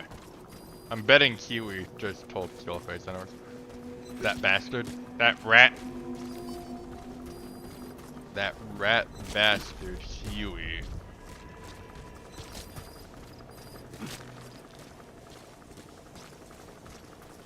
Oh shit. Conveniently placed ladder.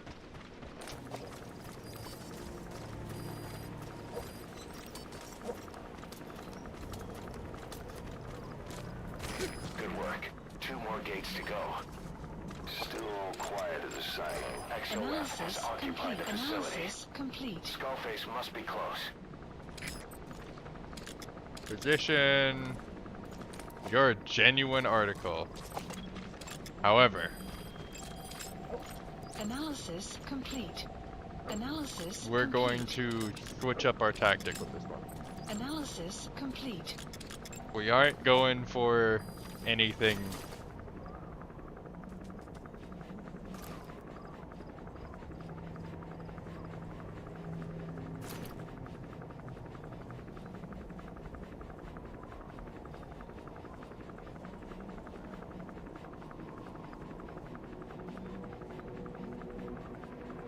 The cycle can't be lost. Okay. we have to stealth our way through this entire base. That's a tank.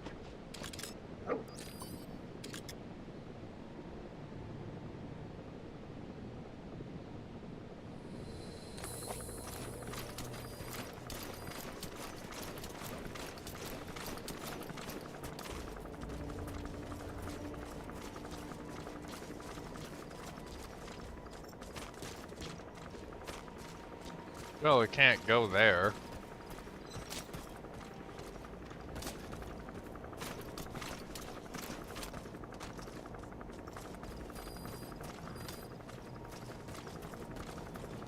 Please, bro. Come on. I should be able to make it up there. Analysis complete. Oh, you rat, Cypher.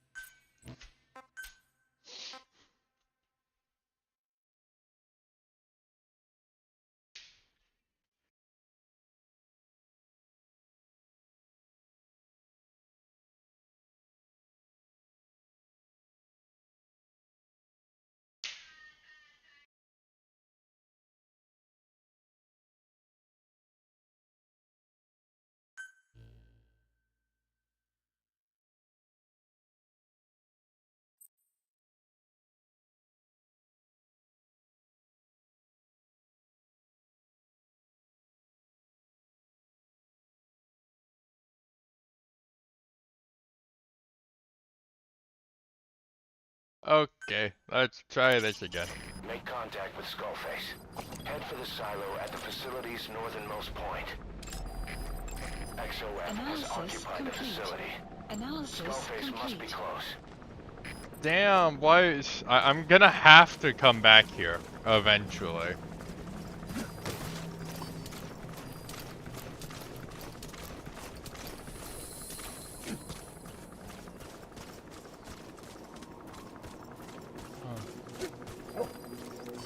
Like, seriously.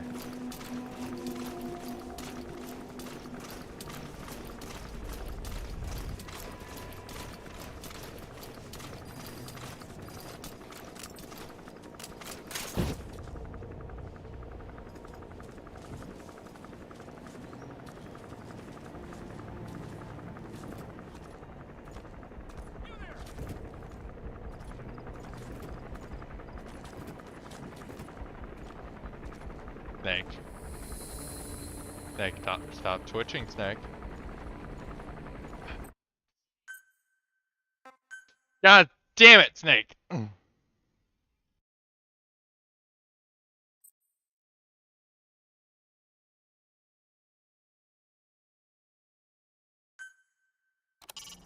Make contact with Skullface. Head for the silo at the facility's northernmost point. We...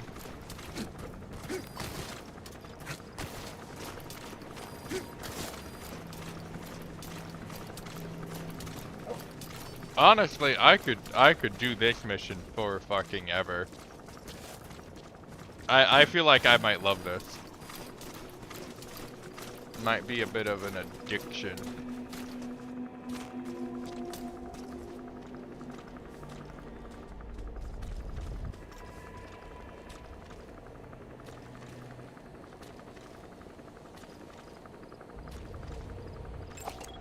Analysis XOF has complete. occupied the facility. Skullface must be close.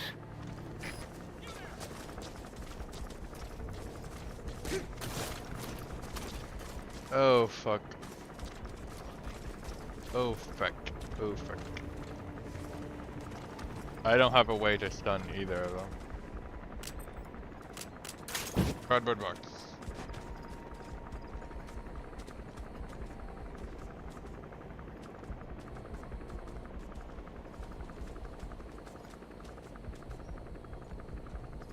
It's nothing, don't worry about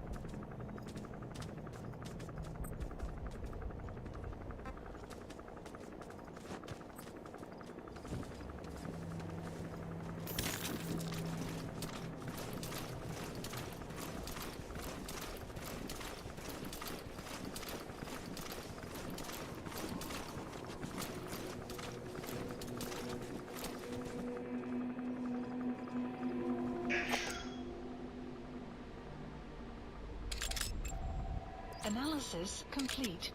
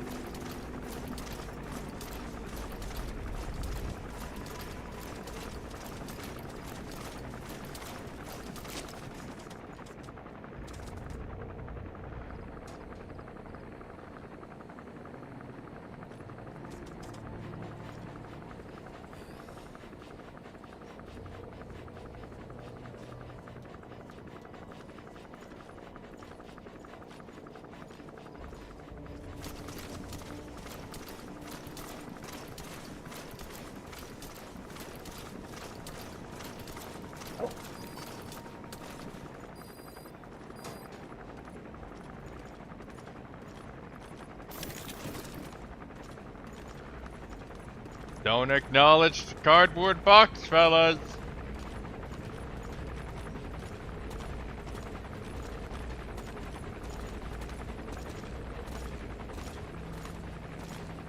Holy shit.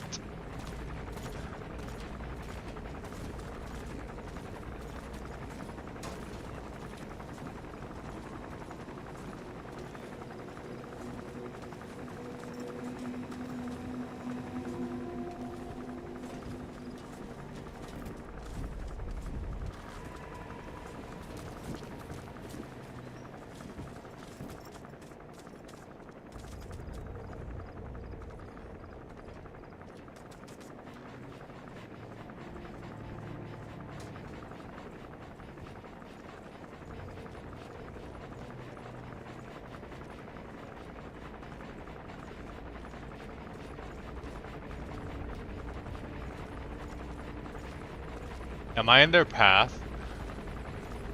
Oh no. Oh no!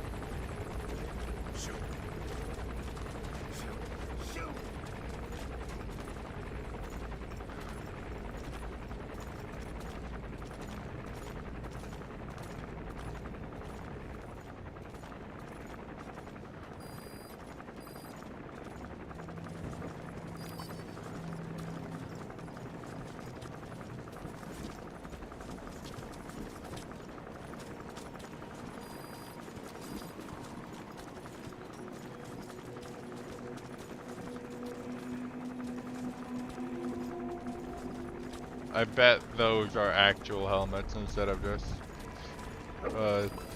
effectively skins.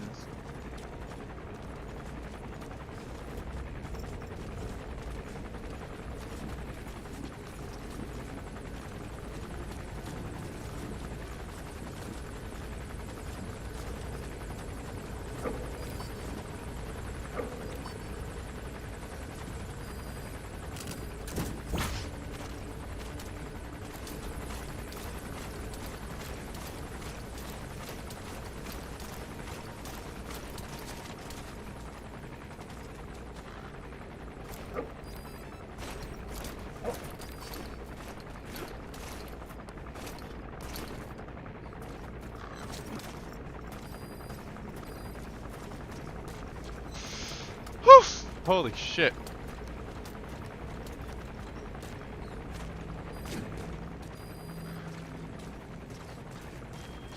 All right, you're through the second gate.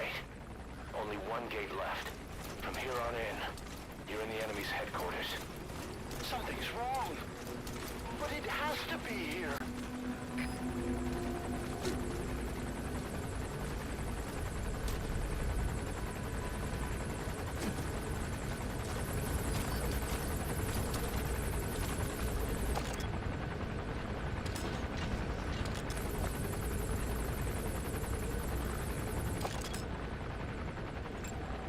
Analysis complete.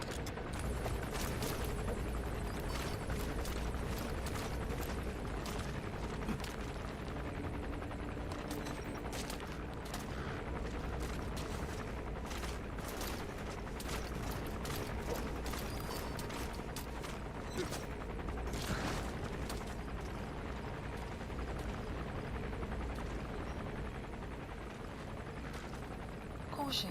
Sandstorm approaching.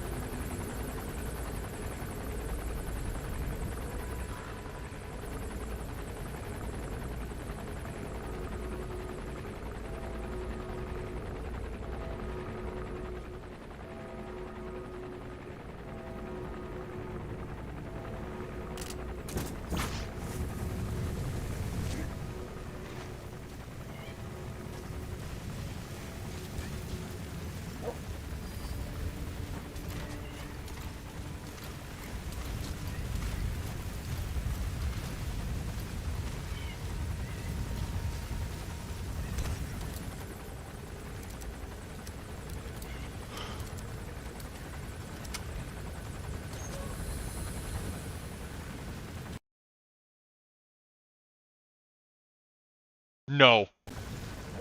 Oh.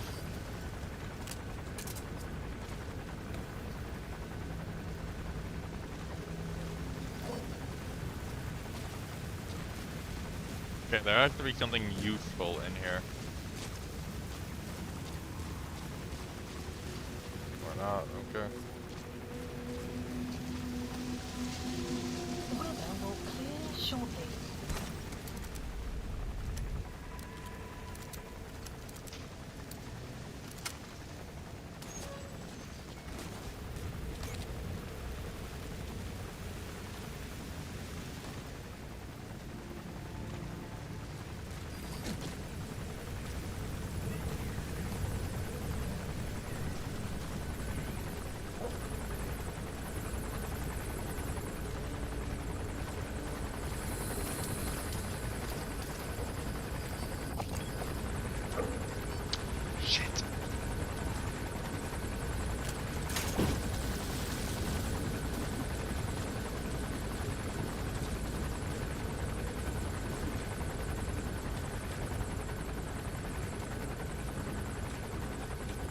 Act natural.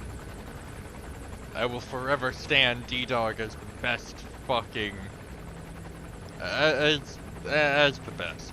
D-Dog is simply the best. There's nothing else to it.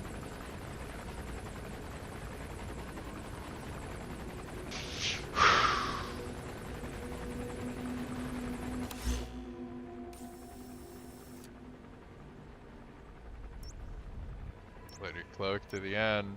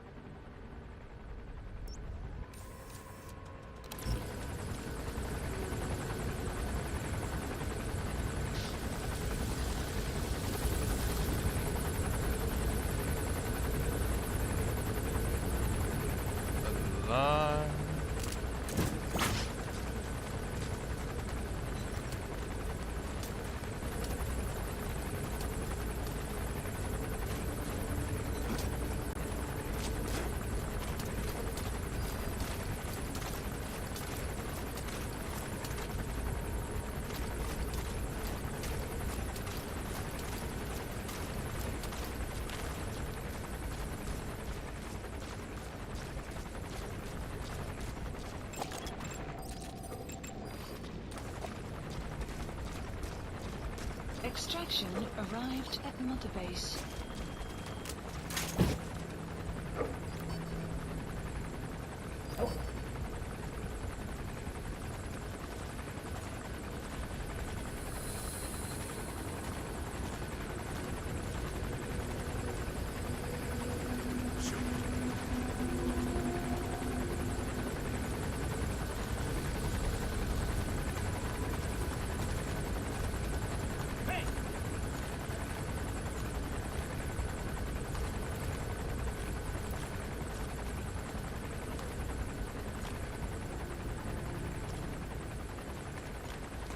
Ignore the box.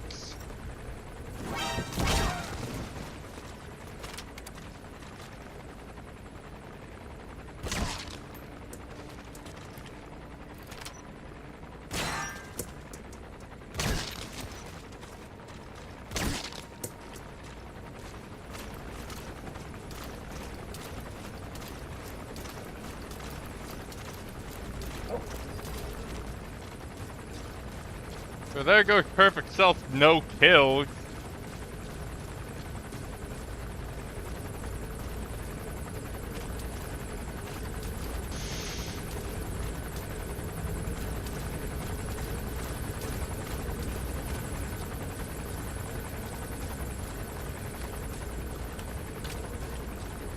I just hope these bodies aren't discovered.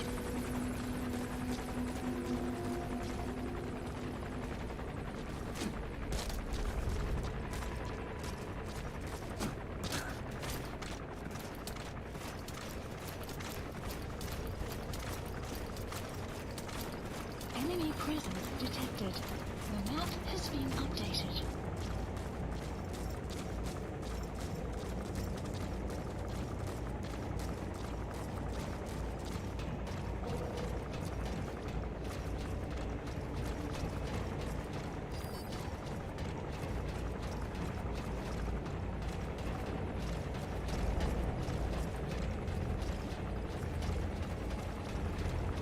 His ride has arrived. Don't let Skullface get away. Stop him at the heliport. The map has been updated.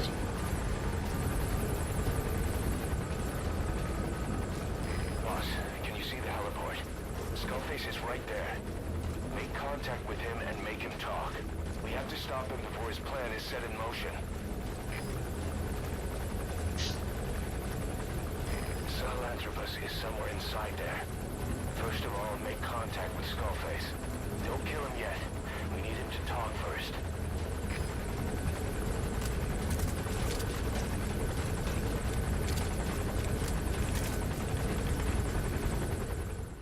Holy shit.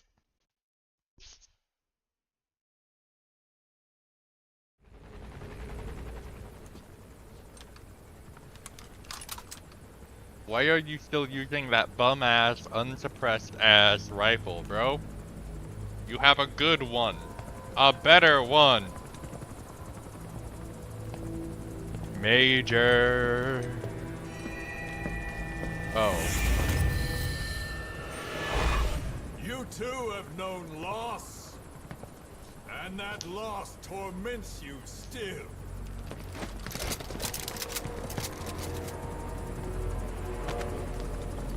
I can take them. You hope hatred might someday replace the pain. But it never goes away. It makes a man hideous, inside and out. Wouldn't you agree? Big boss. We both are demons. Our humanity won't return. You, me, we've no place to run, nowhere to hide. And that is why I'll show you my demon.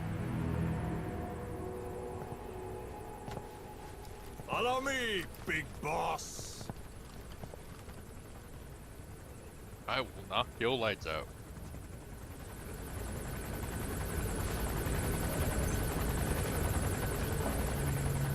Just go along with him for now.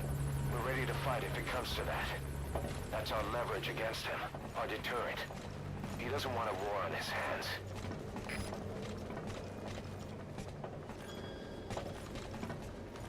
Crazy how you think this Whatever works. the Navajo told you, it's just one possible solution derived by Cypher. My will is different.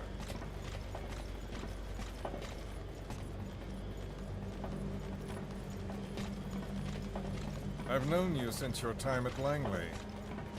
I've long been the other side of your coin. 1964, Soviet territory. Fox's first mission. Any mess you made, I was there to clean up. You completed your task, and admirably. The information you returned was far more than enough to fill our pockets. With it, our futures became, more or less, set in stone. We're gonna ignore the fact that I killed 3 of your men. Or do you just not care? Oh.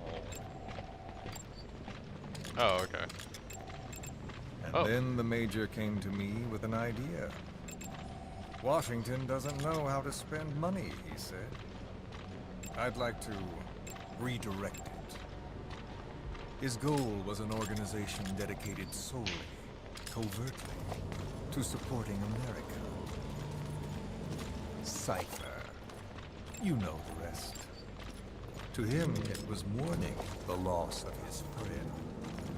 Or rather, an act of revenge on the world, but America most of all.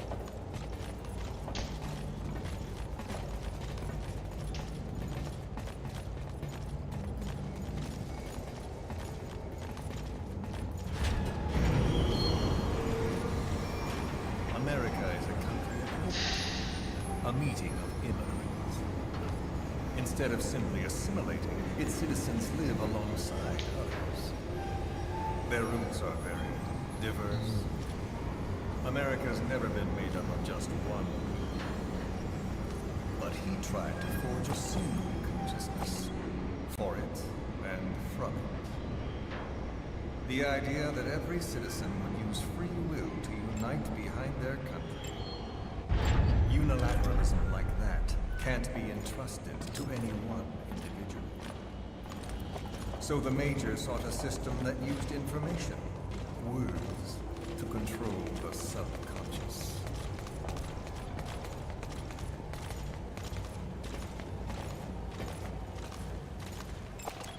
I killed at least one of you.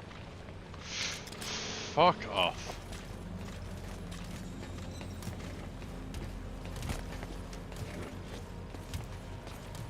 Okay, time for the drive. I'm just gonna let the speech play out. It goes on for a while, apparently. Can I? Oh, I can skip the cutscene.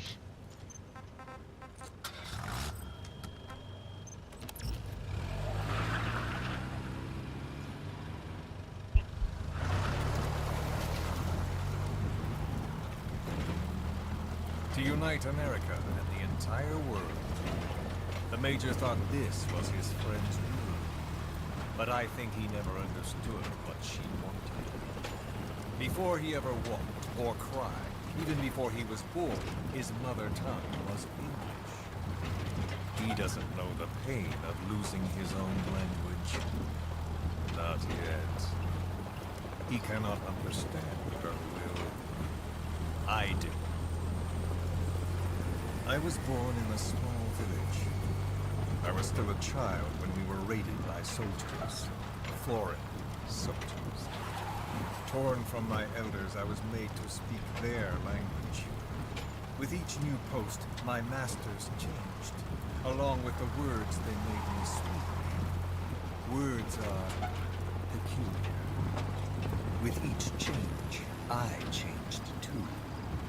My thoughts, personality, how I saw right and wrong. War changed me, and not only my visage. Words can kill. I was invaded by words, burrowing and breeding inside me. A philosopher once said, "It is no nation we inhabit, but a language." Make no mistake, our native tongue is our true fatherland. My fatherland. My truth was stolen from me. And so was my past. All that's left is the future. And mine is revenge. On those who bleach off the words of their fellow man. This is what I learned from the Major. And then it hit me. It was he who should feel my wrath. He and the code he chose as basis for control. Language codes, information codes, beamed all around us. Genetic codes spanning history. By controlling the codes, Cypher Zero intends to unify rule. Codes implanted into our heads, sucking our minds dry as it spreads from one host to the next. A parasite upon this earth, that is what Zero is. As one born into this world, he's afflicted. I hold him responsible for killing my freedom. Killing all traces of my past. Killing any promise of a future. We are all but dead men forced to walk upon this earth. A world reduced to zero. Cypher plans to use its codes to control the world. They think they can. And the mother tongue of all those codes is English. The word became flesh. The final parasite. It knows English. An English strain of the vocal parasite. I will exterminate the English language. With this, I'll rid the world of infestation. All men will breathe free again, reclaim their past, present, and future. This is no ethnic cleanser. It is a liberator. To free the world from Zero. Let the world be. Sans lingua franca, the world will be torn asunder. And then it shall be free. People will suffer, of course. A phantom pain. The world will need a new common tongue. A language of nukes. My metal gears shall be the thread by which all countries are bound together. In equality. No words will be needed. Every man will be forced to recognize his neighbor. People will swallow their pain. They will link lost hands. The world will become one. This war is peace.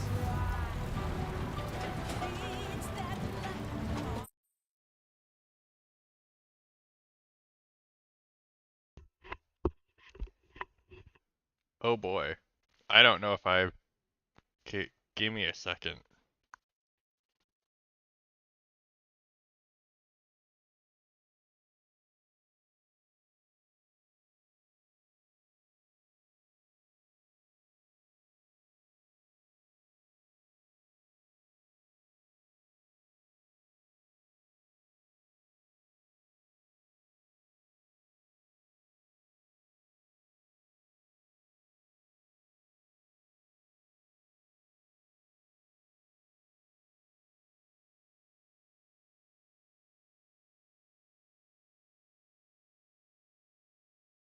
Okay.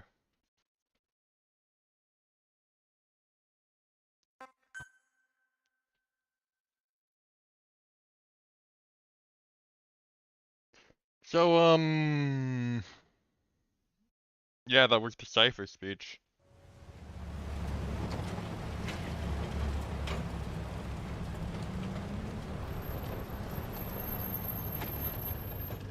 We are here.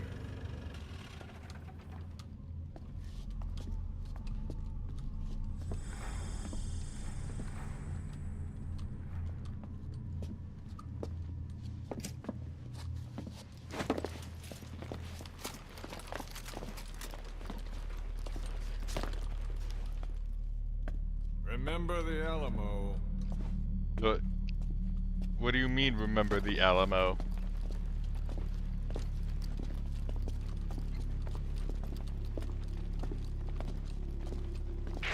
This is Queequeg on station to provide cover. Get us a line of fire. Roger that. Queequeg! I love that. We're not the only demons in this world. Like you, vengeance is all he has. It's man's thirst for revenge that drives the times. Just as you live because of me, he lives because of you. Show him!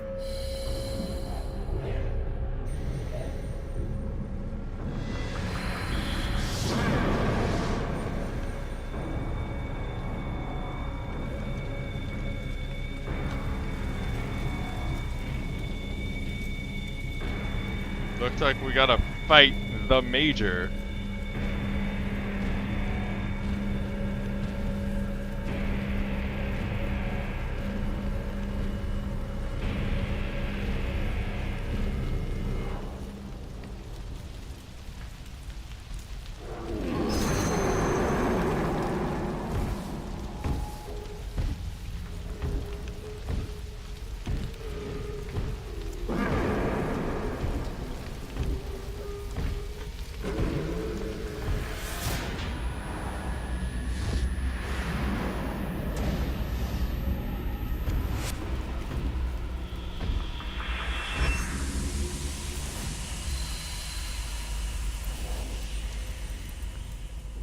Major.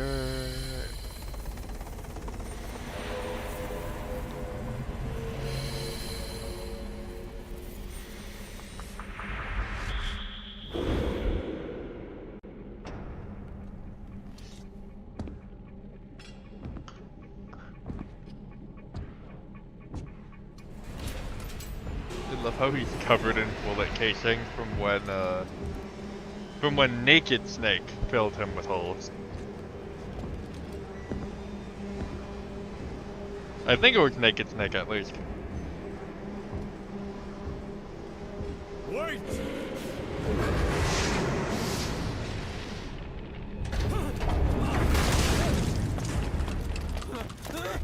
Who is doing this? Such a lust for revenge? Who?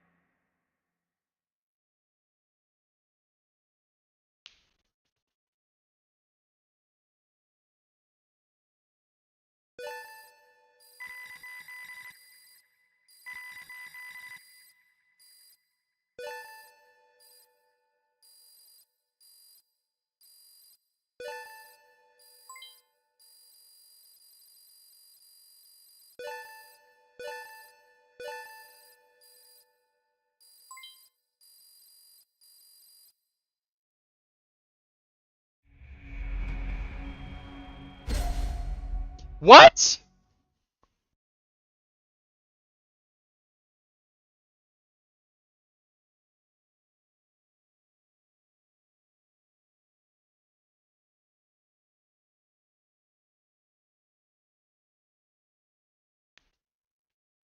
How did I get a D rank? Oh, it's because I took half an hour.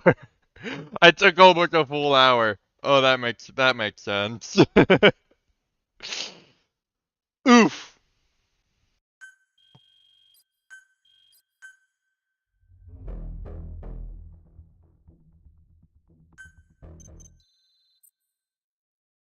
Master certificate.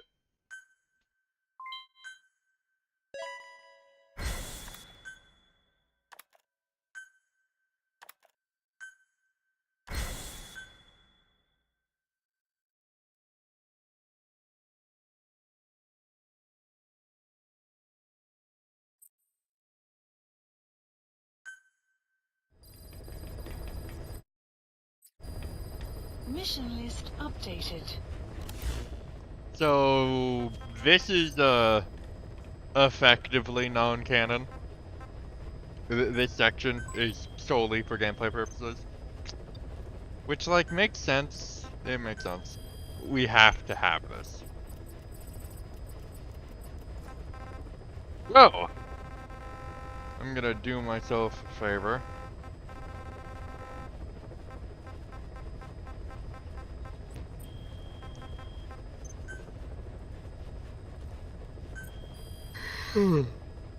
Please specify a project.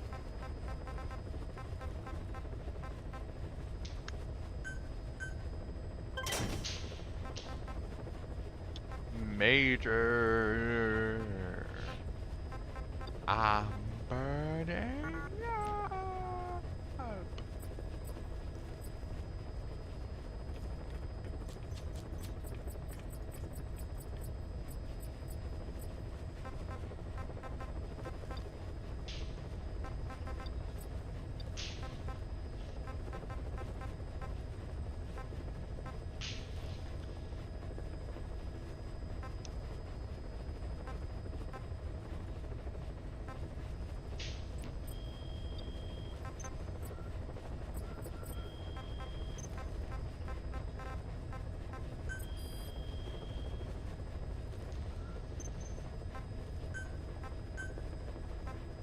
I still think it was completely necessary for me to take that long. Like, I wasn't taking fucking chances. At all. I could not take chances. Please select a mission.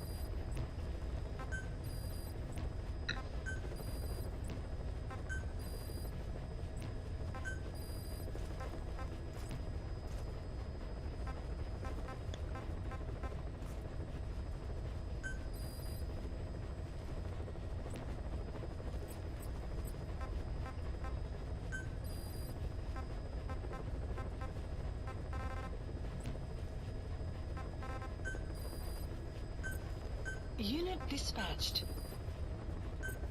Unit dispatched. Unit dispatched. Unit dispatched. Well, I'm gonna come back to plenty of cookies.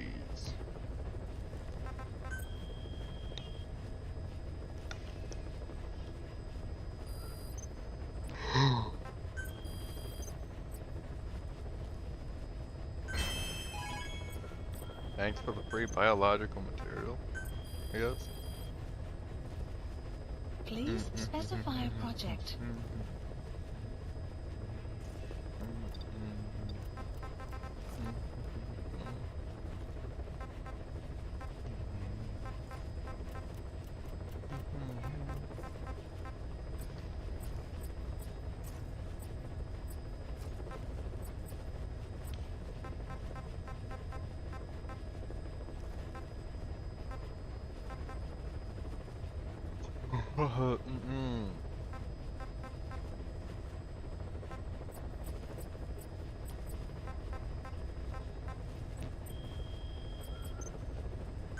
Please select a mission.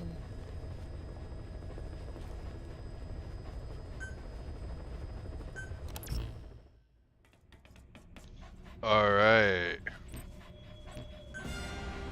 Major.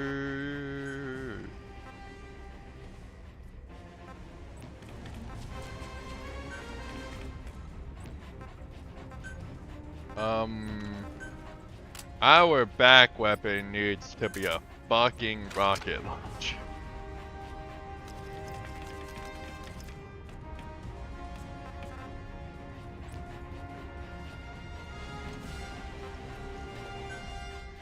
Deploying.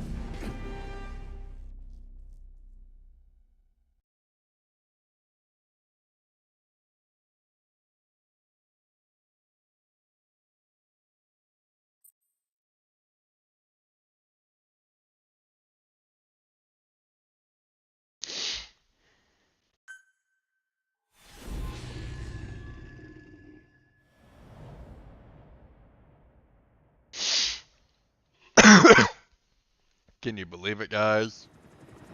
We're almost done.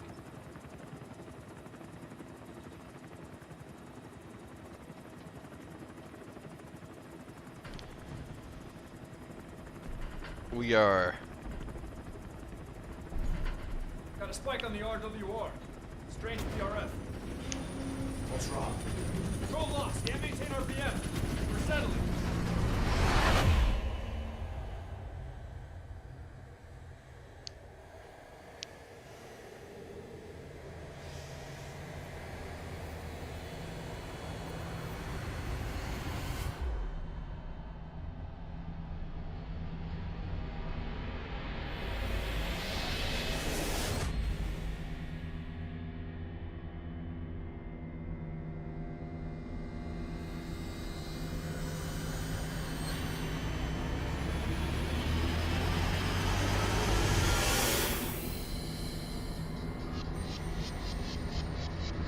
Why is there a ghost girl here? Recovered control. Ascending. Hey, Snake. There's something wrong with Eli.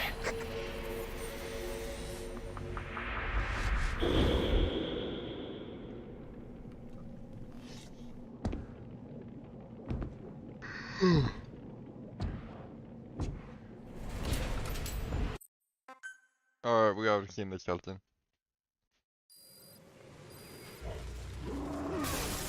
Boss, stop Sahelanthropus. Destroy that thing. I'll rally Diamond Dogs and provide backup. Good job.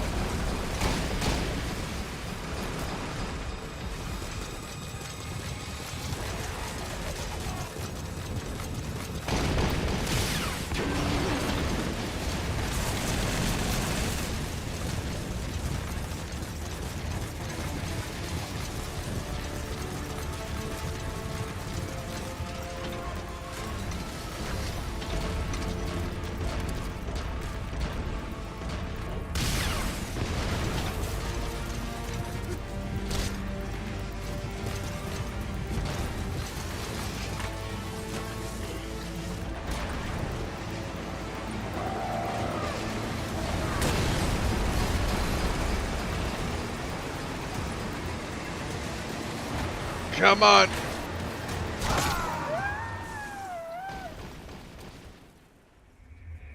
Snake, talk to me! Snake! Snake! Maybe I shouldn't have brought D-Dog.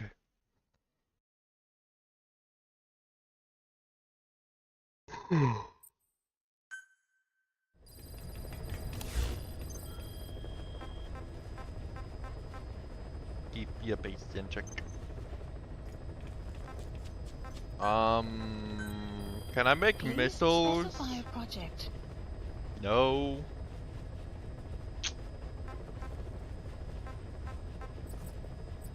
But please, I would love missiles right now, dude.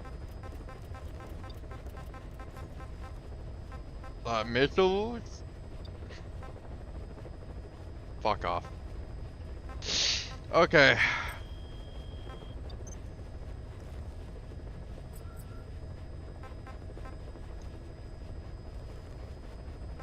Please select a mission. Sahelanthropus. But how?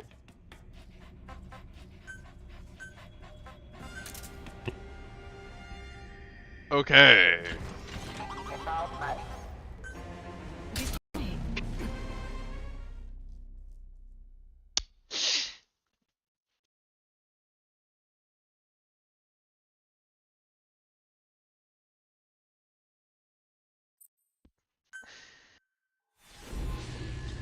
Sahelanthropus.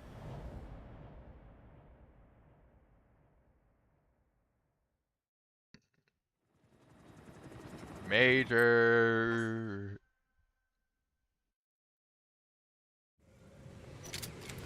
Stop Sahelanthropus. Destroy that thing. I'll rally Diamond Dogs and provide backup.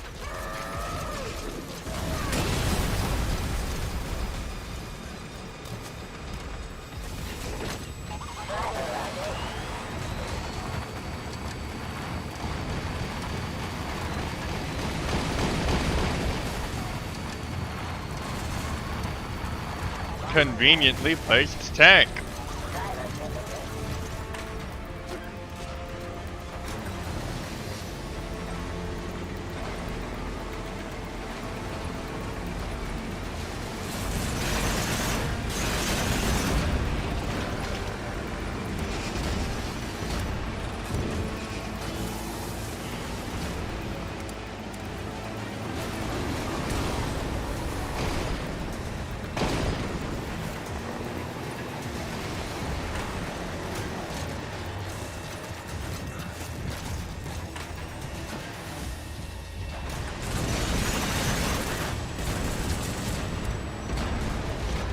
How do I fire? How do I fire? Take cover. Hide behind something tall. Don't forget he's looking down on you from above.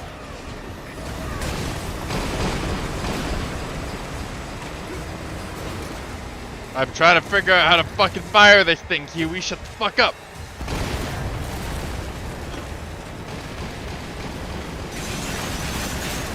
It better not be.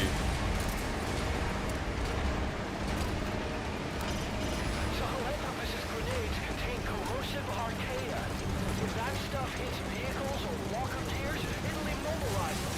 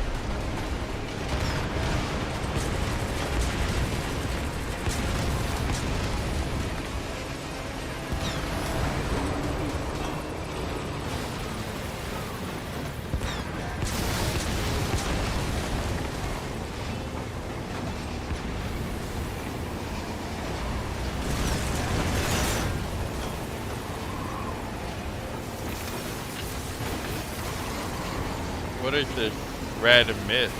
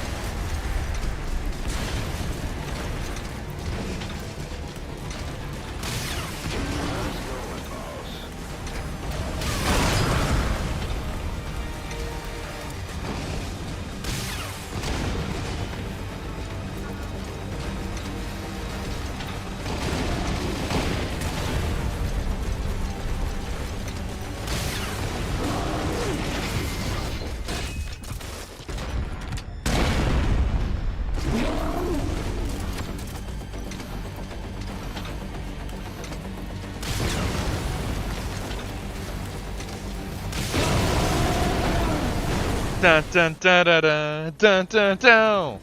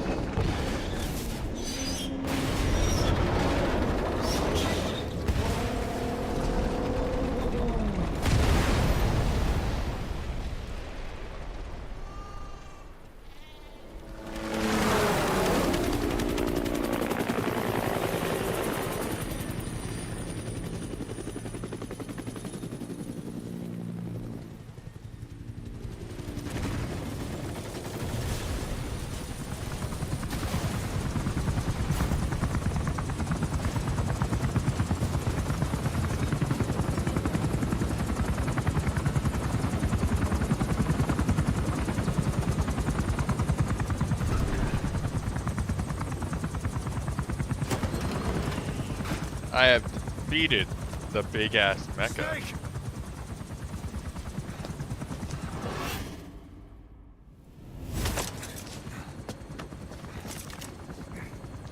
You good?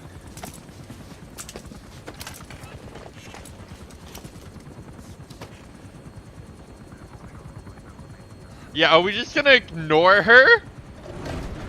Him? Let's see it? I don't fucking.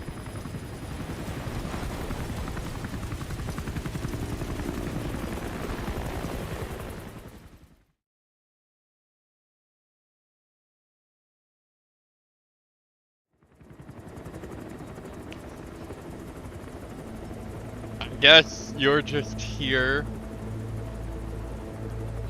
Hi, Kiwi. Major.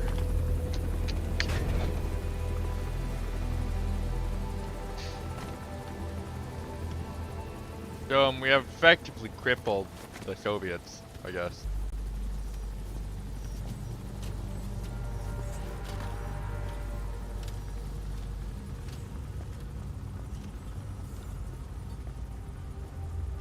Look at him. Half dead. Biological weapon in hand.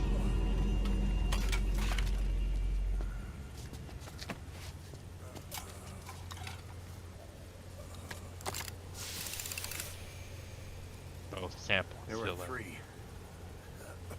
Where's the other? Very close to you.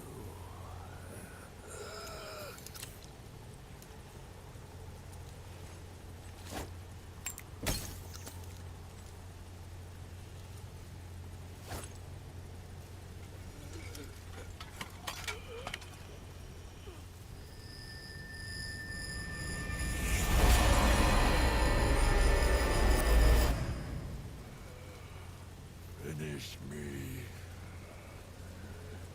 Kill me.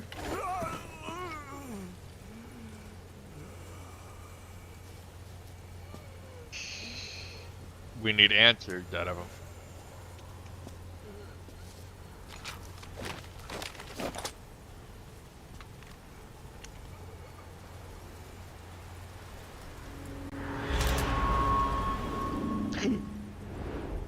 I mean, the gun looks nice.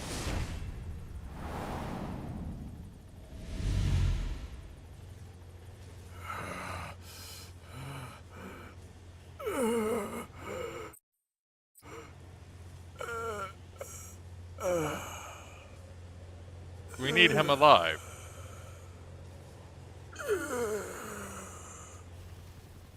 So much like Quiet.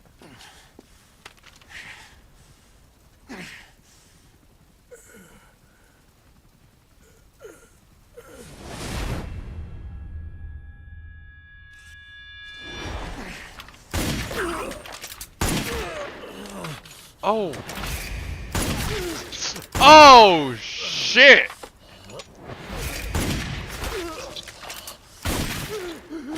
Oh!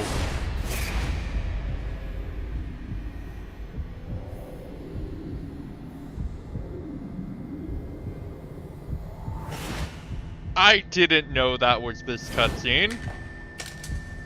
You don't just okay, I get. CoR's got his revenge. Holy shit.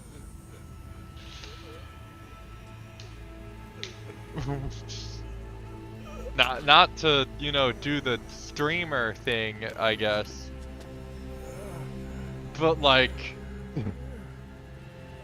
do it yourself. But like we just shot off his limbs. That was kind of metal. Twisted metal, I guess. Mission complete, or whatever. boss. Okay, we have established that we need him alive, or at least we have left him alive, solely for the fact that. Okay. Kill me. Oh wow, I'm not. What? I love how.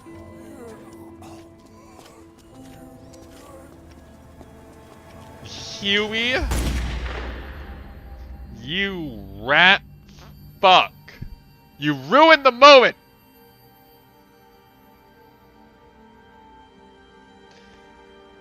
Oh my god, Huey. I did it! Revenge!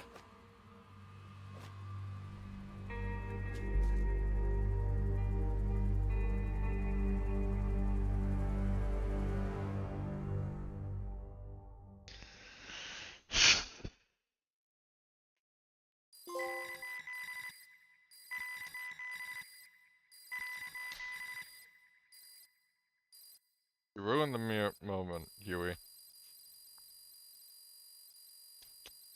We had this symbolic thing going on. You know, we shot off his limbs. The same limbs that caused his mission. The boy? Oh, where's the guy? Successfully hit the floating boy with an attack. Okay, I didn't know that was a dude. Fair enough. Sahelanthropus. Yes.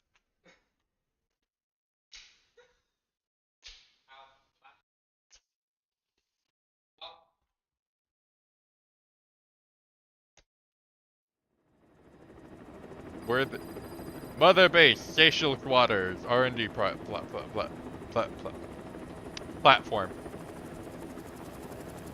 I guess.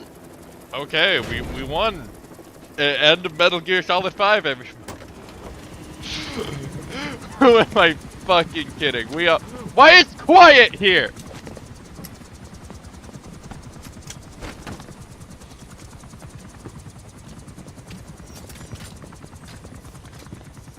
But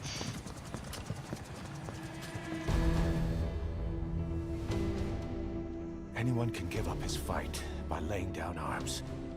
But the feeling of holding a gun, that we'll never forget. Like our lost limbs. remember when this was the original ending of the game? And we were all happy? And we could just like forget that the rest of this game exists? Oh.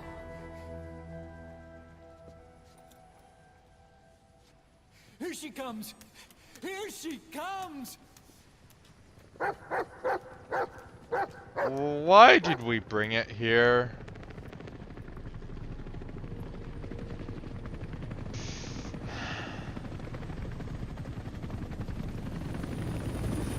How did we? Oh, okay.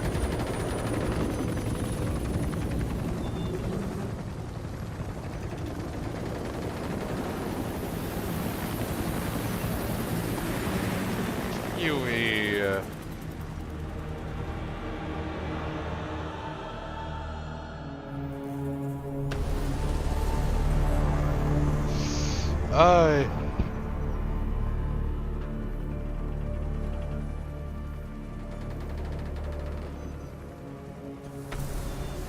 Does he always have to do this shit, bro? You have battle gear.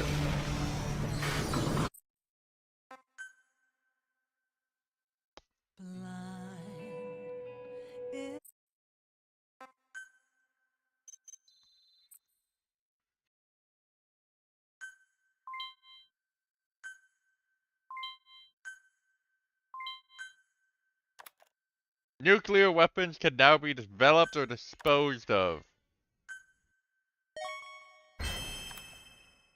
Oh. Ah. So this is the part of the game where we get S soldiers, huh? Oh yeah. Oh, that's a lot of S.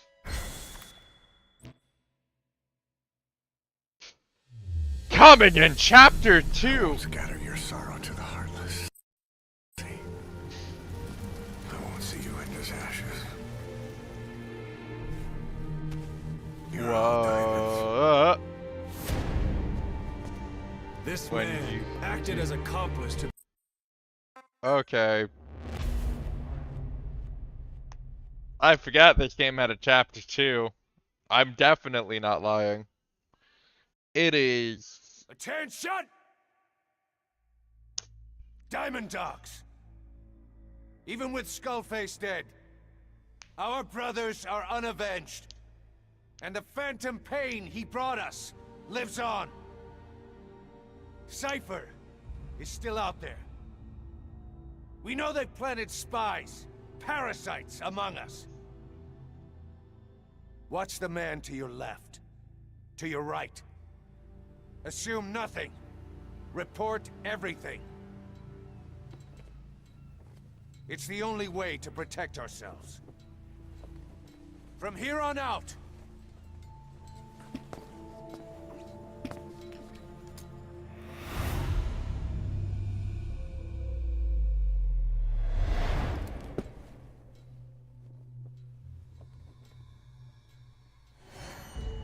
you will be my eyes. The deadliest enemy's right here in our midst. And they will get no mercy. Very interesting. So, we have spies in Mother Base.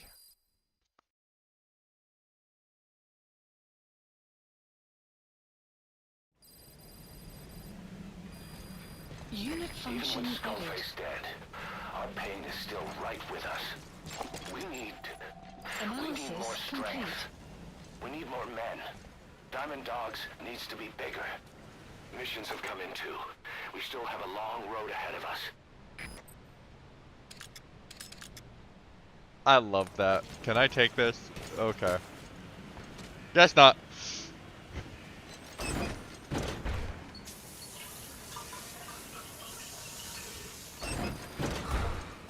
So, welcome to the other half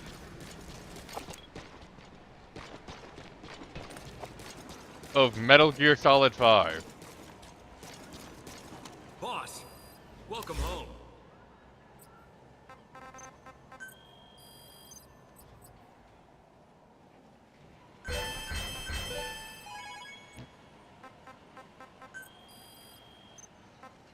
Let's listen to the briefings.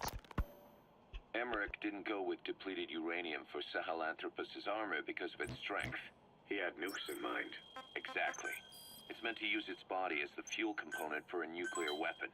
Sahelanthropus uses built-in uranium enrichment archaea to melt its own body and extract uranium-235 from the depleted uranium in its armor. Those archaea perform the enrichment in an extremely short time. The concentration jumps by a factor of several hundred, from 0.2% to over 90%. The end result being highly enriched weapons-grade uranium. Sahelanthropus' body itself becomes a nuclear bomb. Emmerich says if it were to self-destruct, the nuclear yield would be somewhere in the region of 15 kilotons. Since you need about 50 kilograms of highly enriched uranium to trigger a nuclear reaction, that would mean Sahelanthropus contains something like 23 tons of depleted uranium. That's not very much. No, it isn't. That's about what you'd expect to find in a main battle tank's armor. The point is, it can be transported anywhere, even use its conventional weaponry on the battlefield. And the international community will never suspect a thing.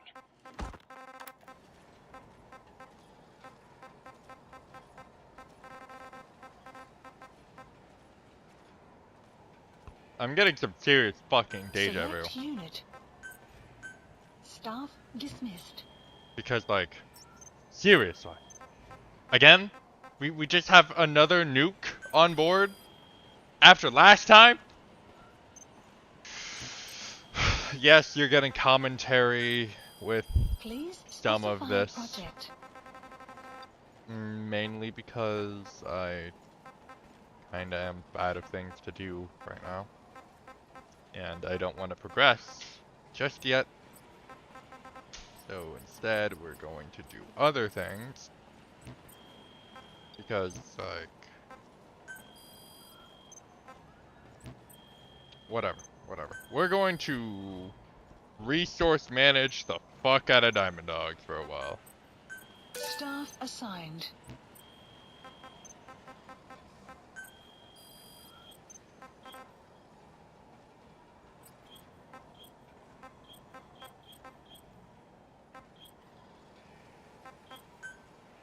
R&D, literally all of these platforms need to go up.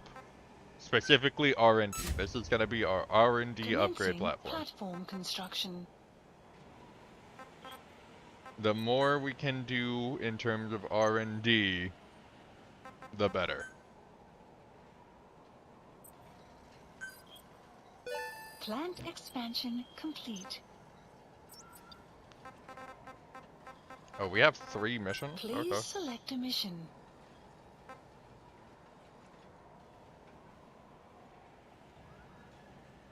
Huh?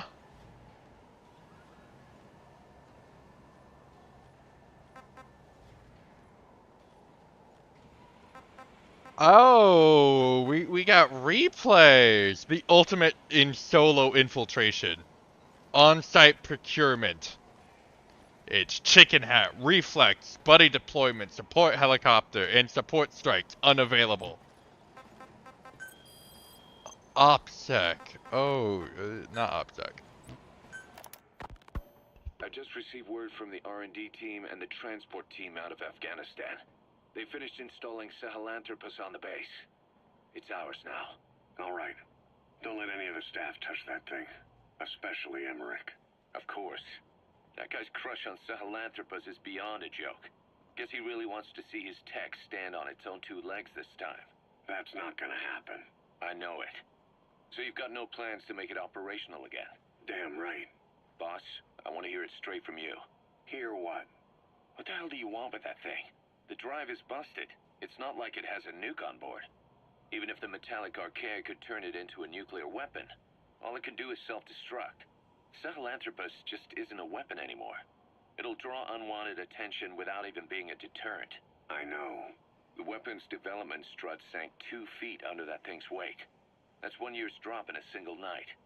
We've started on reinforcing the strut, but there's no guarantee it'll hold up if a storm hits. I know that too. Boss, why keep it? It's a mark. Us Diamond Dogs, we don't have a country to call home. That means we have no past, nothing to prove that we lived. Every one of us threw it all away when we came here. Sahelanthropus is a symbol to show that the likes of us brought at least one crisis to its end. A mark in history. So we can't just fade away. It's of no practical use to us. But we still need it. A symbol of what we've done. I'm glad I sounded you out on this. Snake, on behalf of all of us, I want to thank you. I don't need gratitude. I need security. Keep Emmerich away from that thing. Roger that. It's a trophy. Fair enough. You said that the nuke Skullface was trying to spread around the world were equipped with a failsafe. Something that could shut them down at will. His will. Quite so. After all, he needed a guarantee that a buyer wouldn't simply turn the weapons back on him. So how can they be stopped? The criticality trigger, that is, the detonator, is a complete black box design. Any attempt to dismantle it causes it to melt in seconds, using the corroding archaea. The design ensures that no detonation is possible unless it disengages the lock. So he had a way to disengage it remotely. Precisely. The client simply presses a button. At that moment, the detonator begins transmission with a surveillance satellite. The satellite reports to him how the client is trying to use the nuke. If he does not object, the lock is disengaged. But if it's a risk to him in any way, the detonator melts down. The same is true if detonation does not occur within a preset time after the lock is disengaged. The nuke is rendered useless.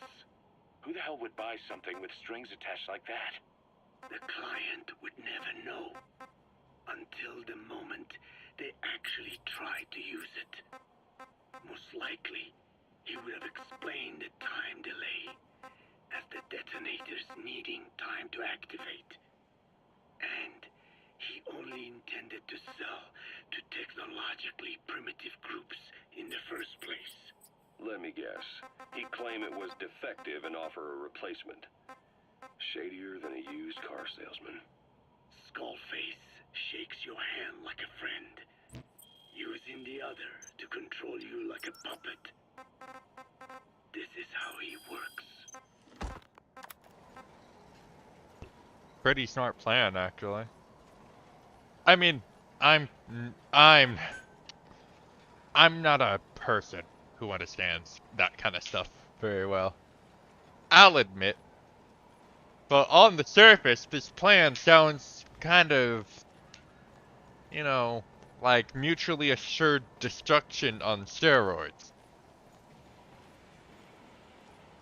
Everyone will talk big about using nukes. But if everyone, even the smallest PMC, has a nuclear bomb, no one's gonna want to use the nukes. Because one goes off. Everyone else is retaliating en masse. Entire countries would be wiped out. People die instantly.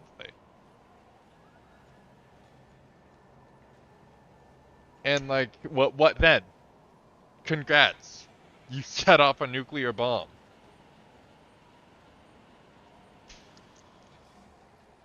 Now you're probably one of the most hated people on the planet, and you just started, what, a nuclear catastrophe. No one wants to be the guy who pulls the trigger first. So if everyone has the trigger, no one pulls the trigger. At least that's the way I see it, but maybe I'm too smart for this shit. Maybe I'm not accounting for the one dumbass who would actually pull the trigger. Code talker. Haven't seen you eat a single thing since you got here. Let me guess. Photosynthesis? Oh? What makes you say that? Well, a long time ago, I knew someone with a similar ability. Well, you are correct. Most of my body is covered with parasites. I supply them with water, and in return, I receive sugars they produce when exposed to light. Mm-hmm. It isn't just my skin either. The parasites also act as my eyes. They have replaced many of my internal organs as well. It is thanks to them that I live on after over a century. How did you obtain them anyway? Through your research? I would like to say as much, but there is more to it than that. Let me take you back 20 years. I had hit a dead end with my parasite research. Then I was approached by a foundation. They said they had a sample of an unusual strain of parasite. Which foundation? Apparently, they had links to ARPA. But that is all I learned. I was somewhat ignorant of the ways of the world. Just being able to study it was enough for me. Yeah, I've heard that before. Go on. Half in doubt, I visited them to discover the body of an old man. Well, to be precise, his partial remains. A collection of parts, you could say. The man had died in an explosion. An old man, you say? His flesh had not decomposed. In fact, the tissue's cells were still metabolizing. The parasite had infected, or should I say assimilated with, the tissues, and was keeping them alive. I became obsessed with studying the body parts, foregoing food and even sleep. Every day was filled with new discoveries. The parasite's biology, internal anatomy, life cycle. But there was only so much I could learn through observation. And so I made a decision. To truly know the parasites, I had to live with them. So, you implanted them inside you from the dead man's flesh? Correct. It was quite a gamble, whether or not they would adapt to me. But fortunately, it appears I was compatible with them. Or perhaps, through my many years of research, my immune system learned to tolerate them. Were they that body's only parasite? Yes. However, there was a separate specimen that supplied its host with adrenaline in response to pain, and yet another that could control insects at will through secreting heterogeneous pheromones. I wanted exposure to them, to take them into me, but my wishes were denied. Their records, though, provided clues that helped advance my research. Would you care to join me? A life spent never worrying about food is a most wonderful one. I think I'll pass. But thanks. This has been helpful.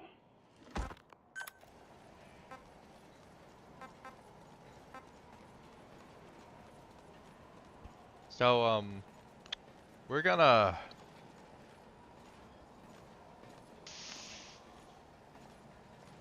wait. We're gonna wait. You know what? No. No. I'm going to go through all of the last tape so far. And then I'll end stream. Okay? Because I'm kind of invested. Skullface has finally burned out. The world is rid of his existence at last. Was he still alive? You could say that. But you could also say he'd been dead for decades. What's that supposed to mean? Biologically speaking, it's hard to say how much was his life. Side effects from the treatment? No. The primary effect. Keeping a dying host alive as long as possible. That is the whole point. But in the end, he grew too dependent on his children. As if he had any other way to keep on living. He first underwent parasite therapy before the Soviet Union became his home. His body was horribly burned. Fire washed across his thin young frame and stole his skin and his throat, even his lungs. Only through repeated therapies could the parasites keep him alive. Most of his life became something the parasites gave to him. And then he lost the ability to die. That is correct. The parasites live on past the host's death, still aiding cell composition. At that stage, there is no way to extract them from the host cells. There is no way of knowing when the last cell of Skullface's body would die. The only choice was to burn the whole thing. And his children, along with it. And I am one to talk. When my life is snuffed out, I expect you to treat my body the same way. And when I burn, I will truly be one with my children for the first time. You say there were 3 English vocal parasites. According to Skullface, yeah. Skullface had 2 of the English strain with him. You burned both of them. There was an oil fire. I tossed him in. So that just leaves 1. And you tell me Skullface said he used it. He said it was very close to me. Very close. One of your comrades, or someone ordered to kill you. Or he could have been speaking metaphorically. Metaphorically? Close to your spirit, close to your heart. Someone who either loves you or despises you. The second one makes a long list. Whichever it is, act with caution. Skullface implanted someone with the English language strain. Who it is irrelevant. Why? I tell you what Skullface really meant. Very close to you means you will be exposed. All the infected here have been given the Wolbachia. Even if the vocal cord parasites infect them now, they cannot reproduce. But if there's a different host among us, host to the English strain. If that were the case, we'd see the symptoms. What about the non-English speakers? We have plenty of those, but the staff use English as a common language. But if that someone has not spoken English yet, and begins to speak it now, there'd be another outbreak. The final mating pair of the English strain must be found immediately. Skullface is gone, but his threat still remains. On this base, do you see what the final mating pair is? With him dead, those parasites are the stain he wished to leave upon the world. His thirst for vengeance. In their flesh. Think. Does anyone here bear a grudge against you? Who would target you, specifically? The ethnic cleansers that Code Talker mentioned, they weren't Skullface's true goal. All we have is circumstantial evidence, but here's my theory. It was Cypher who started developing the vocal cord parasites as bioweapons, parasitic weapons, and Africa was the testing ground for them. As Code Talker said, their purpose is the ethnic cleansing of only those who speak a particular language. So they could do a weapon of mass destruction to eradicate specific groups, races, ethnicities, or colonies by the language they speak.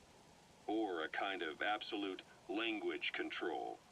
Or maybe a tool for those arrogant fools to build some misguided utopia. I can see plenty of uses for them. However, in practical terms, they wouldn't be as dangerous as you'd think. Counteracting the parasites is easy, after all. Cut them out of your throat to save your life, or just don't talk. That also prevents the infection from spreading. So if the international community were to find out about them, they'd no longer be the threat they were conceived to be. In which case, their targets would be limited to minority groups as a deterrent or a terrorist tool. It's hard to imagine Cypher developing something like that as a main weapon for their arsenal. That leads me to think we've only tugged on one little thread in Cypher's grand tapestry. An obscure corner of their work, possibly forgotten altogether. In any case, things changed. When Skullface was forced to relocate to Africa and he saw that thread dangling. All the time he continued that research, he was secretly following his own agenda. The ethnic liberator parasites. His English language strain. Skullface said there were only 3 samples of the English language strain parasite, and I think we can believe him. Bringing his ethnic liberator's plan to fruition depended on creating an English version of the vocal cord parasites at all costs. But an English strain would have been useless to Cypher. Worse, it could have destroyed everything they'd built. It was the one type they couldn't allow. That means Skullface was forced to develop his English strain out of sight of Cypher's network. Naturally, he couldn't use the greenhouse facility Cypher had set up and filled with guinea pigs. Skullface must have found some secret place to create his precious few English parasites, hiding all evidence like a man cheating on his wife. Somewhere, an entirely standalone environment. And when his plan entered its final phase, he must have made the place disappear. Some little room, could be anywhere, but now nowhere at all. We'll never know where he did it, but to elude Cypher's surveillance, it couldn't have been big. I believe Skullface was telling the truth. There were only ever 3 samples of the English language strain. Why activate Sahelanthropus in Afghanistan? This is how Skullface wanted things to play out. The Soviet Union secretly develops a new type of nuclear weapon and successfully deploys it in Afghanistan. Revealing the existence of Sahelanthropus results in a return to the glory days of the Cold War. The threat it poses reignites the nuclear arms race between the world's major powers. The demand for nuclear weapons increases around the globe. What if you then introduced a nuclear weapon anyone could get their hands on? Non-nuclear nations, militant groups of all shapes and sizes, they'd all jump at the chance. Sahelanthropus was a marketing tool to sell nukes all around the world. But I think it's safe to say that plan was stamped out before it got up and running. The world's intelligence agencies never did turn up anything conclusive on it. After all, Sahelanthropus vanished before word could spread. Everything that's happened is already a fading memory, never to join the pages of history. Except for Cypher. Cypher won't forget. They'll already be working on something, quietly, beneath the surface. They'll use the pieces of data scraped together from this incident to build their own bipedal weapon. It'll take them a long time to complete it, but for now, the greed sector have found their new life's work. We'll have to be ready too.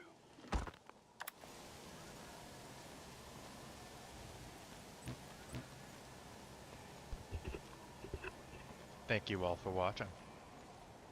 If you enjoyed this stream, or VOD, as it's more likely that you're watching this as a VOD, please subscribe.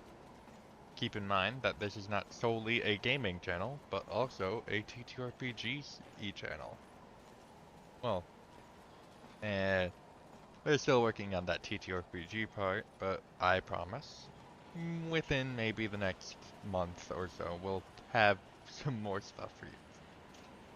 Alright. Well, I'm gonna get off stream. Good night, goodbye, and